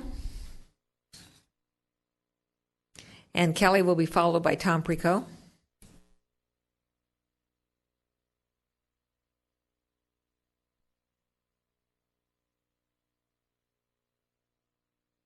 Good evening, Council, in the town of Los Gatos. My name is Kelly Mitchell, and I'm here on behalf of Live Oak Adult Day Services, located right next door to the nutrition program. I would like to thank the town and the council as well for their continued support. With your help, we are able to keep daily fees as low as $20 for low-income seniors. Many of these seniors have diagnoses of Alzheimer's or Parkinson's. Excuse me. And at our program, participants receive entertainment, nutritious meals, exercise programs, socialization, and any needs that they might have during the day. So thank you so very much for your continued support for our seniors. Thank you. Questions? Seeing none, thanks. Tom Precoe. Be followed by Sujata Venkatraman. Yes, thank you. So I'm Tom Precoe, and I'm representing the Community and Senior Services Commission. I'm currently chair, and I'm here just to speak in favor of the Community Grants Program, which is in your budget. I'd like to say that the Commission unanimously approved the budget that was submitted to you for your approval and enthusiastically endorses it. I'd like to say that we appreciate, you just heard from a couple of our service providers, and we really appreciate the job they do for the community. We think they do an important service for our citizens, and that they do it with a lot of dedication. I'd like to note that they've been making a special effort this spring to work together to coordinate and further enhance and coordinate their services to our community. And I really appreciate that. So I hope you'll be able to support the budget as it is in your packet. Thank you. Thank you. We have a question. Thank you, Mr. Precoe. One of the items that we had asked when your commission came forward last time was that the increase in $10,000 would be acceptable if you and the other commissioners felt that there was a direct value added to Los Gatos residents. And I'm assuming you and your commissioners feel that comfort, and that's why we have the $100,000 proposal? Yes, that's correct. Specifically, we were interested in increasing the case management support here within Los Gatos, and in discussions with West Valley Community Services, they have pointed out that in their budget, that is, their increase was for that purpose, for the town, in the town here. And I think one of our other speakers may speak to that here in the public comment. But that's our understanding, and that's why we support it. Other questions? Seeing none, thank you. Sujata Venkatraman. Thank you, Mayor. Thank you, Vice Mayor. Thank you, Council members. My name is Sujata Venkatraman, and I'm from West Valley Community Services. I'm the Associate Director for Stability Support. We thank the town and the council and staff in supporting our CARE program. It provides coordinated assessment, case management, and basic needs to low-income and high-risk families in the town of Los Gatos. Like Tom indicated, we are working really closely together with all other service providers in creating a system of care where we are looking at gaps and the expertise and bringing together all the providers together to meet the need. And I think this year that will be something that we will be able to enhance along with the case management that we have been providing. Another update that I wanted to give is we had talked about creating accessibility for our clients who are currently accessing services and who have to come to Cupertino. we were awarded a mobile RV or a bus, which can be used as an office and a food pantry. So we're really looking at creating accessibility by having mobile case management and a mobile food pantry, so that residents don't have to come to all the way to Cupertino to access those services. So thank you. I have a question. With regard to the mobile food pantry, and I know that this is something that's new on your agenda there. What is your sense of the people the seniors that you're trying to help, having a mobile unit drive up to their home? So, I mean, we're not looking at driving up to the home. We have to work with service providers, where it will be easily accessible. We have talked about that. A lot of our clients do feel that, if they come to a food pantry, their neighbors know about it and they want to be discreet. So it's not going to be out in the open, but where clients need it and where the access can be, we can do that. So it'll be working in conjunction with the staff, with the service providers, and also with the residents to find out what will be the best way to provide that service. That's an option available. Thank you. Further questions? Seeing none, thank you, ma'am. Thank you. Bernadette White, it's the last card I have. If anybody else wants to speak, please submit a card. Ms. White. Thank you, council members and mayor, for allowing me to come out here tonight. My name is Bernadette White. I'm the Development and Communications Officer with Nextdoor Solutions to Domestic Violence. And on behalf of the agency, I would like to say thank you for your support of Nextdoor Solutions through the Community Grant Program. For 45 years, Nextdoor Solutions has served Santa Clara County, and it's because of the support of organizations like the town of Los Gatos that we have been able to provide those services as we're meeting our clients at that moment of crisis and moving them along a path to safety, stability, and ultimately self-sufficiency. In Los Gatos last year, we served 52 residents. And just last night, one of 11 support groups that we offer in Santa Clara County met here in Los Gatos at St. Mary's Catholic Church. So we are very thankful for all of the support from Los Gatos, and we look forward to continued support too. Thank you. Questions? Seeing none, thank you. All right, I have no other cards. Seeing no one coming forward, I will close the public testimony portion of our hearing and look to the council for questions, comments, motions. I would suggest and ask that our motions be divided between the operating budget and the capital improvement budget. Ms. Jensen. I had a procedural question, so I'll defer anything else because I see two other questions.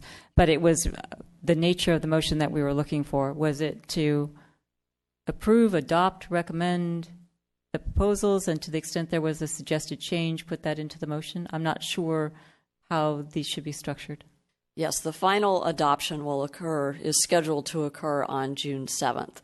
So at this point, we're looking for your recommendations so that way we can make any adjustments that are consistent with the recommendations that you make tonight, and then you'll formally be adopting the budget and its resolution on June 7th.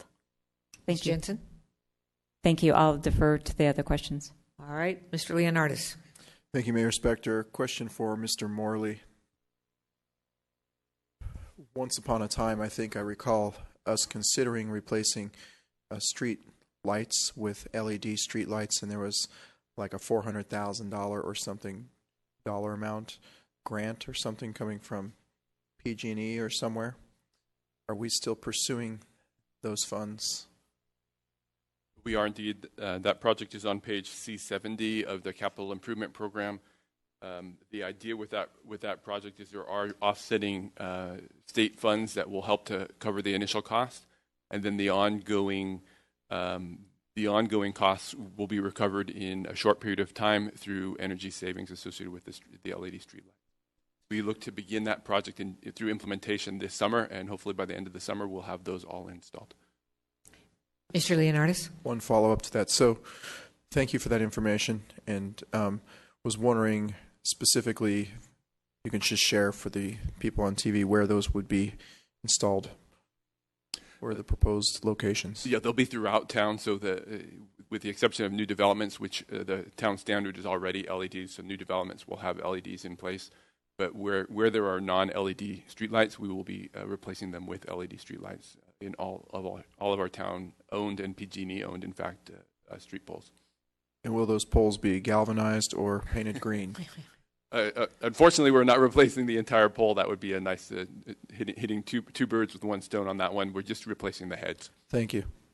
Ms. Sayak. Thank you. I just have three more operational questions of staff. The first one we had talked about was beach traffic and just the resources that are necessary to address it. And I mean, just today, the cut-through traffic through town was already pretty heavy. And so I just want to make sure that in the proposed operational budget, you feel that you have the necessary resources should the beach traffic actually extend beyond the summer months. We're not anticipating that we're going to be doing a lot of proactive police work to close streets this year. So it is not in the proposed operating budget. So rather, we're trying to find cost-effective means such as the signal change and the street markings that Director Morley mentioned earlier. But we are going to be surveying residents to find out about temporary street closures that do not involve too much work on the part of town personnel, so that way we can keep our costs low. I think since last year we've done additional research and have realized that the town has experienced beach traffic as far back as the 1920s. So we want to make sure that we're putting our resources to the right services for our town and putting so much resources into beach traffic, which is a problem we'll never really solve. It seems that our officers are better served providing direct service to our residents. So we're not looking to do the type of intense work that we did last summer. Further questions? So the second one, I know that this is an area that we've started to dabble in, was parking enforcement. It seems like many neighborhoods now are asking for limited parking, and to actually enforce that requires more resources. So does this budget reflect the additional resources necessary for that?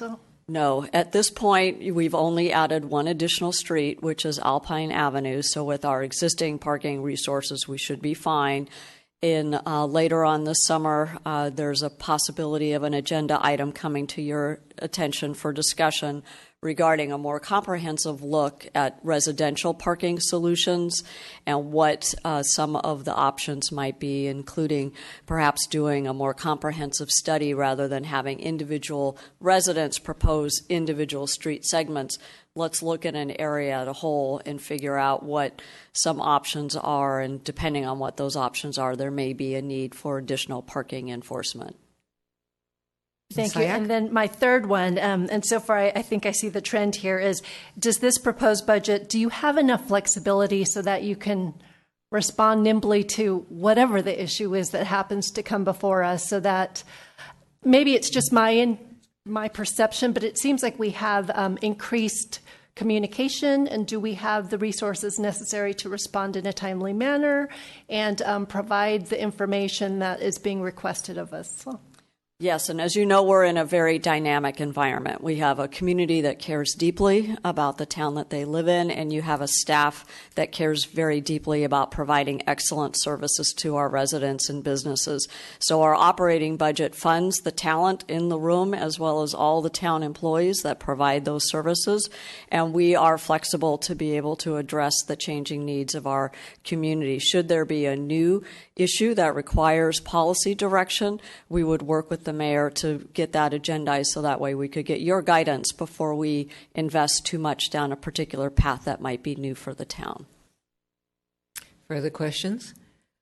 Let me step in here. It's not a question. It's just having gone through the capital improvement budget, and maybe it's every time you go through it, you learn a little bit more. And some things have already been, pointed out, but I didn't realize we were carrying forward $15,800,000 from fiscal year 15-16. We are proposing another $12,145,000 for fiscal year 16-17. So we have in our capital improvement program, $28 million. Under my addition, I think that staff came up with just about the same thing, and that is inclusive of the Almond Grove funding. Now, if you go through the CIP page by page, you'll note that some of the projects are what I would call safety projects. And without going through each one, I mean, let's say there is a guardrail which is breaking or which has broken. I would characterize that as a safety issue. So in our capital improvement program, if it is a safety issue, in my mind, it is something that should remain in the capital improvement project. Some of the items, again, I'm not going to give you page by page, but some of the items I would say are not safety items. Things like possibly intelligent parking, which was about $1 million, beautification, which was $10,000, energy efficiency, which was $25,000, lighting, I can't even read my writing, $25,000, fountain, $35,000. And if you go through and you add up the items which I would consider not safety items, my guess would be that they would total in excess of $1 million. And so maybe even approaching $2 million. I don't know. And so some of the things that we've been talking about, which would be issues that would be of importance to us, but they're not in the CIP, but they're not safety items, I'm going to suggest we may want to consider reversing out some of the proposed items with something else. For me, that something else has been this year and in years past completing the art on the Children's Art Bridge. I have been talking with staff about it over the past 6 months and getting information. And right now we're doing about 8 panels a year. And if that even assuming that they're not defaced, it's going to take us 14 years to complete the bridge. And then we'll probably have to start over again. Right now, there's probably, if I counted right, about 90 panels that we needed to do. And it would be possible to do it all at one time. I've received information from staff that there are individuals, there are students in our community who would be willing to do this, but they're hindered right now because the only way they can do the panels is if they take a course and that course costs money. And so it discourages students from participating.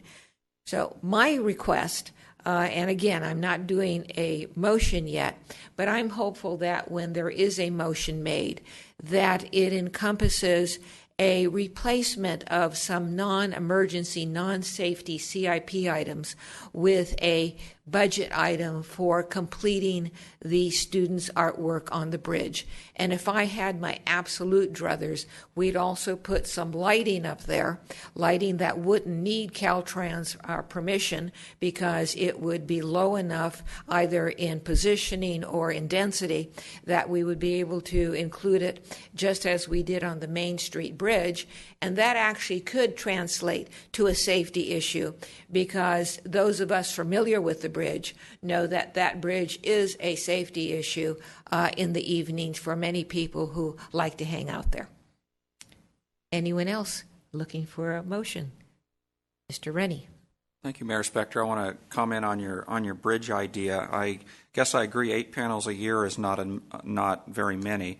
I would maybe hesitate to do 90 panels all at once just because then the next year there's no panels available for other students to do things, and I know they want to see their work up there for a few years, so maybe increasing to twice the rate would make sense to me so that you leave enough to be able to allow students to keep doing this each year.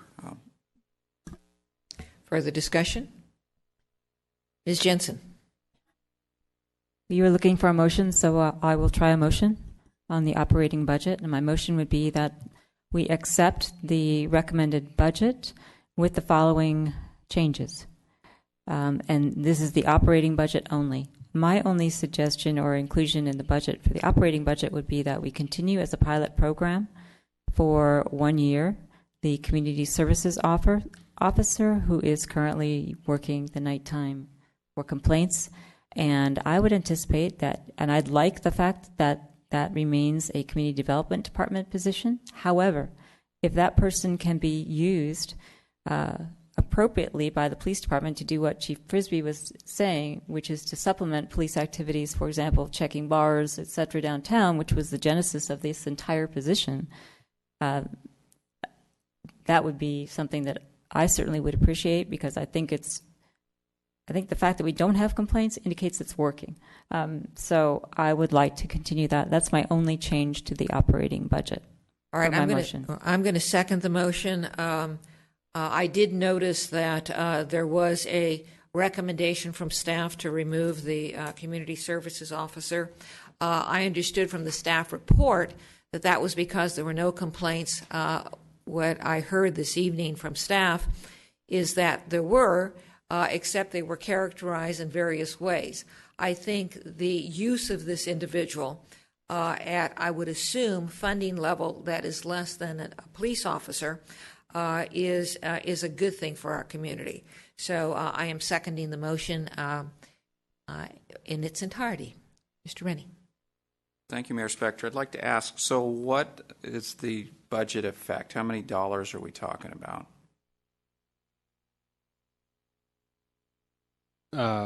The budget amount is approximately $22,000 at current funding levels. Okay, if I could just make a statement. Mr. Rennie? So I guess $22,000 is not a lot. I'm hesitant because what I heard described was this is mostly supplementing the police department, which the police department seems to be saying they're staffed well enough to handle it because they're suggesting that they don't need it. So I'm hesitant to add back FTEs into our budget because I know we're going to be squeezed after our labor negotiations. Now that I hear it's only $22,000, I'm going to think about it for a minute. Further discussion. Mr. Leonardis. Thank you, Mayor Spector. I will comment on the code enforcement position. The reason I asked Chief Frisbee if we still have the library cop position is because I find it interesting that we would hire a patrol for the library and not patrol for our downtown business district at night. And I think the library position is somewhere around $40,000 a year, and this is only $22,000 a year. So I would agree that it is money well spent. It seems to be, I can just say, sitting up on this council, I remember receiving a lot more complaints about the nighttime activities in the downtown, especially in the parking lot behind Charlie's bar. So I haven't heard those complaints since this individual has been employed.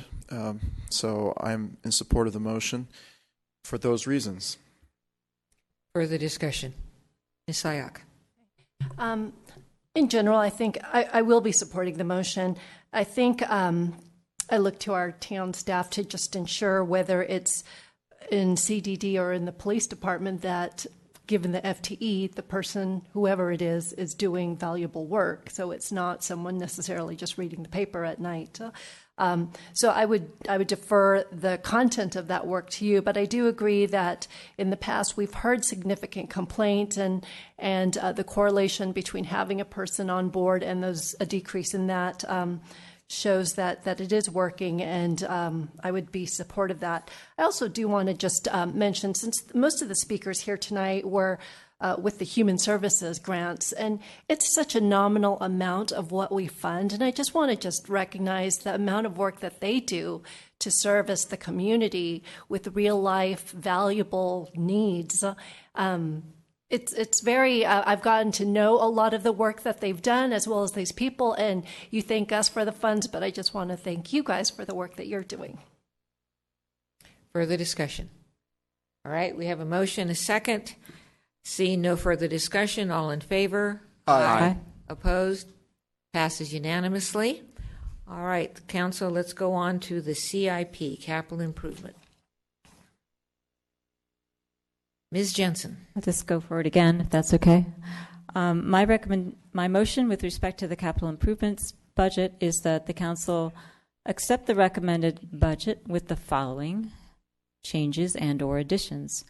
Number one, that a green bike lane program be put back into our budget, whether that takes the form of the recommendations that were presented tonight by the Youth Commission, or whether it takes the form of implementing one. That might be easy. For example, painting green bike lane in front of the high school strikes me as a flat area that's very easy to paint. It's much needed. So if you need direction regarding where we might start, that would be one I would consider. I am happy to include funding to complete the Forbes Mill Art if that's in the CIP. I'm not so sure about lighting. I heard the mayor indicate trade-offs would be non-safety items such as beautification programs, electrification, things like that. I'm not sure what the right one is. I, for one, am an advocate of intelligent parking. If we're ever going to solve our traffic, parking, and noise problems, that's a component that I think needs to be in there. But I am open to staff coming back with suggestions on how we might implement that. The other thing I heard that I am interested in, and then I'd wait to see if there's any second, and happy to change this depending upon the will of the council, was the notion of including funding to at least maintain, if not improve, our PCI, our Street Condition Index. And I think it's important to include funding for that, at least for maintenance, for a couple of reasons. Number one, we need to be doing it so we don't find ourselves in the position of reconstructing streets. And number two, if and when there is any transportation budget item or tax item that's passed in the fall, an important component of that is that if a jurisdiction has its PCI at 70 or above, any funds that would come back to that jurisdiction from the tax measure, if you have your streets at a PCI level 70, would be discretionary for the use of the jurisdiction. We could use those for traffic improvements, street improvements, whatever it was. If our PCI is below 70 in the measure passed, we could not. Those would be dedicated to the street maintenance. And I think it's a vital part of the community's job to serve the residents, to maintain the streets, and we need to, they're just going to deteriorate very rapidly. So I would want to put monies back in there. I heard it mentioned $1 million for maintenance, $2 million for, I'm not sure what it is, but I assume this is coming back to us with adjustments. So I just wanted to put in that into my motion, and happy to consider amendments that the council may have if there's a second. All right, we have a motion to accept the CIP with the following caveats or exceptions, that the maker of the motion would like green bike lanes of some sort in the budget, and gave us an example in front of the high school where it is level, that including consideration of the Forbes Mill Art, possibly the lighting, that we look to funding these with non-safety items on the current proposed CIP, and that we look to increasing funding to improve our PCI. First of all, to the maker of the motion, did I characterize that accurately? Yes. And do I have a second? Mr. Rennie? I'll go ahead and second, and I do agree with the items listed. I also think getting our PCI index back up, or certainly stop it from sliding further, is quite important. I would like to ask a question at this point, if I could. And Director Morley knows where it's coming to. So when I look at the Almond Grove funding that we have in here, it is my belief that you have overestimated so that you can do a bid and I'm guessing that once we get the streets designed, we will have a better estimate of what funds we need, and it's in my thought that it's likely some of these will then free up at that period of time. What period of time would that be, if I'm correct in the number actually coming down? We'll go with your assumption then that the number is coming down. And then from a time frame perspective, we are on track currently to bid the remaining streets in the Almond Grove in the early part of next calendar year of 2017. So we would have an idea of what we need to allocate at that point for the project, and if there are remaining dollars, what those dollars would be. So then that's, if I can just follow on, so that's too late for Ms. Jensen's motion, really, which is asking you to find in this year another $1 million at least, basically. Yeah, I think finding another $1 million in the current CIP means pulling those dollars from another project.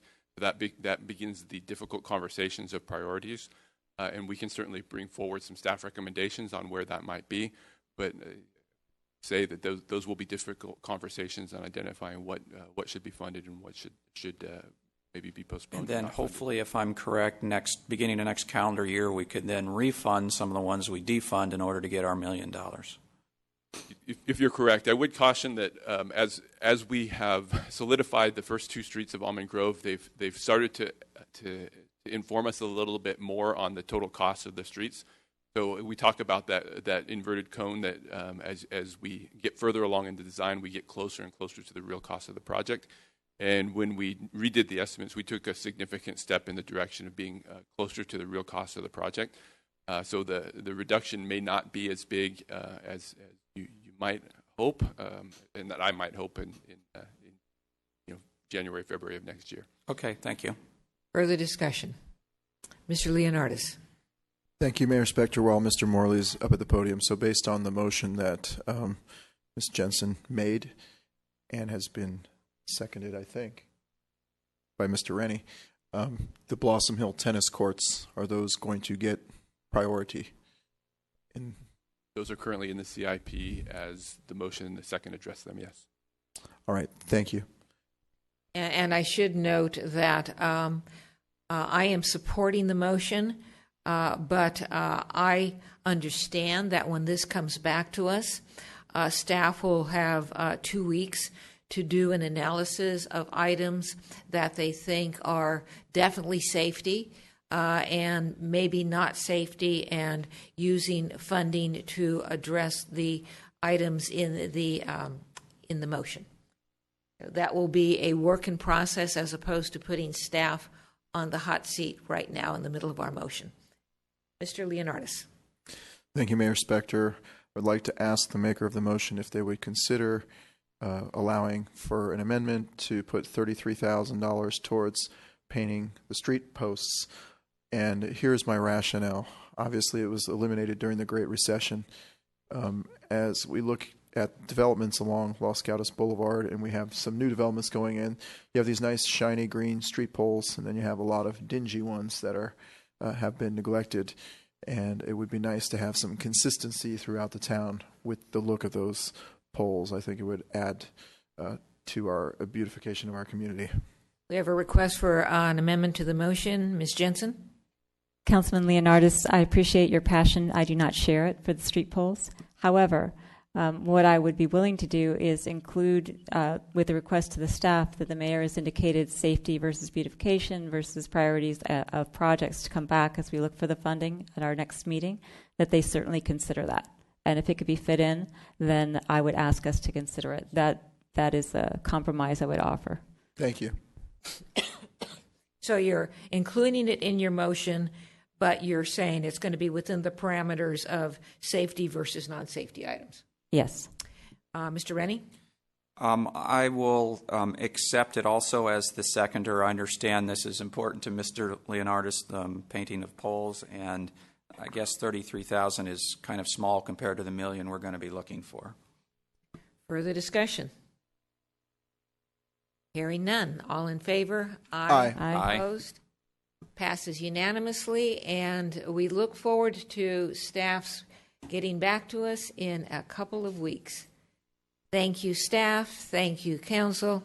Meeting's adjourned.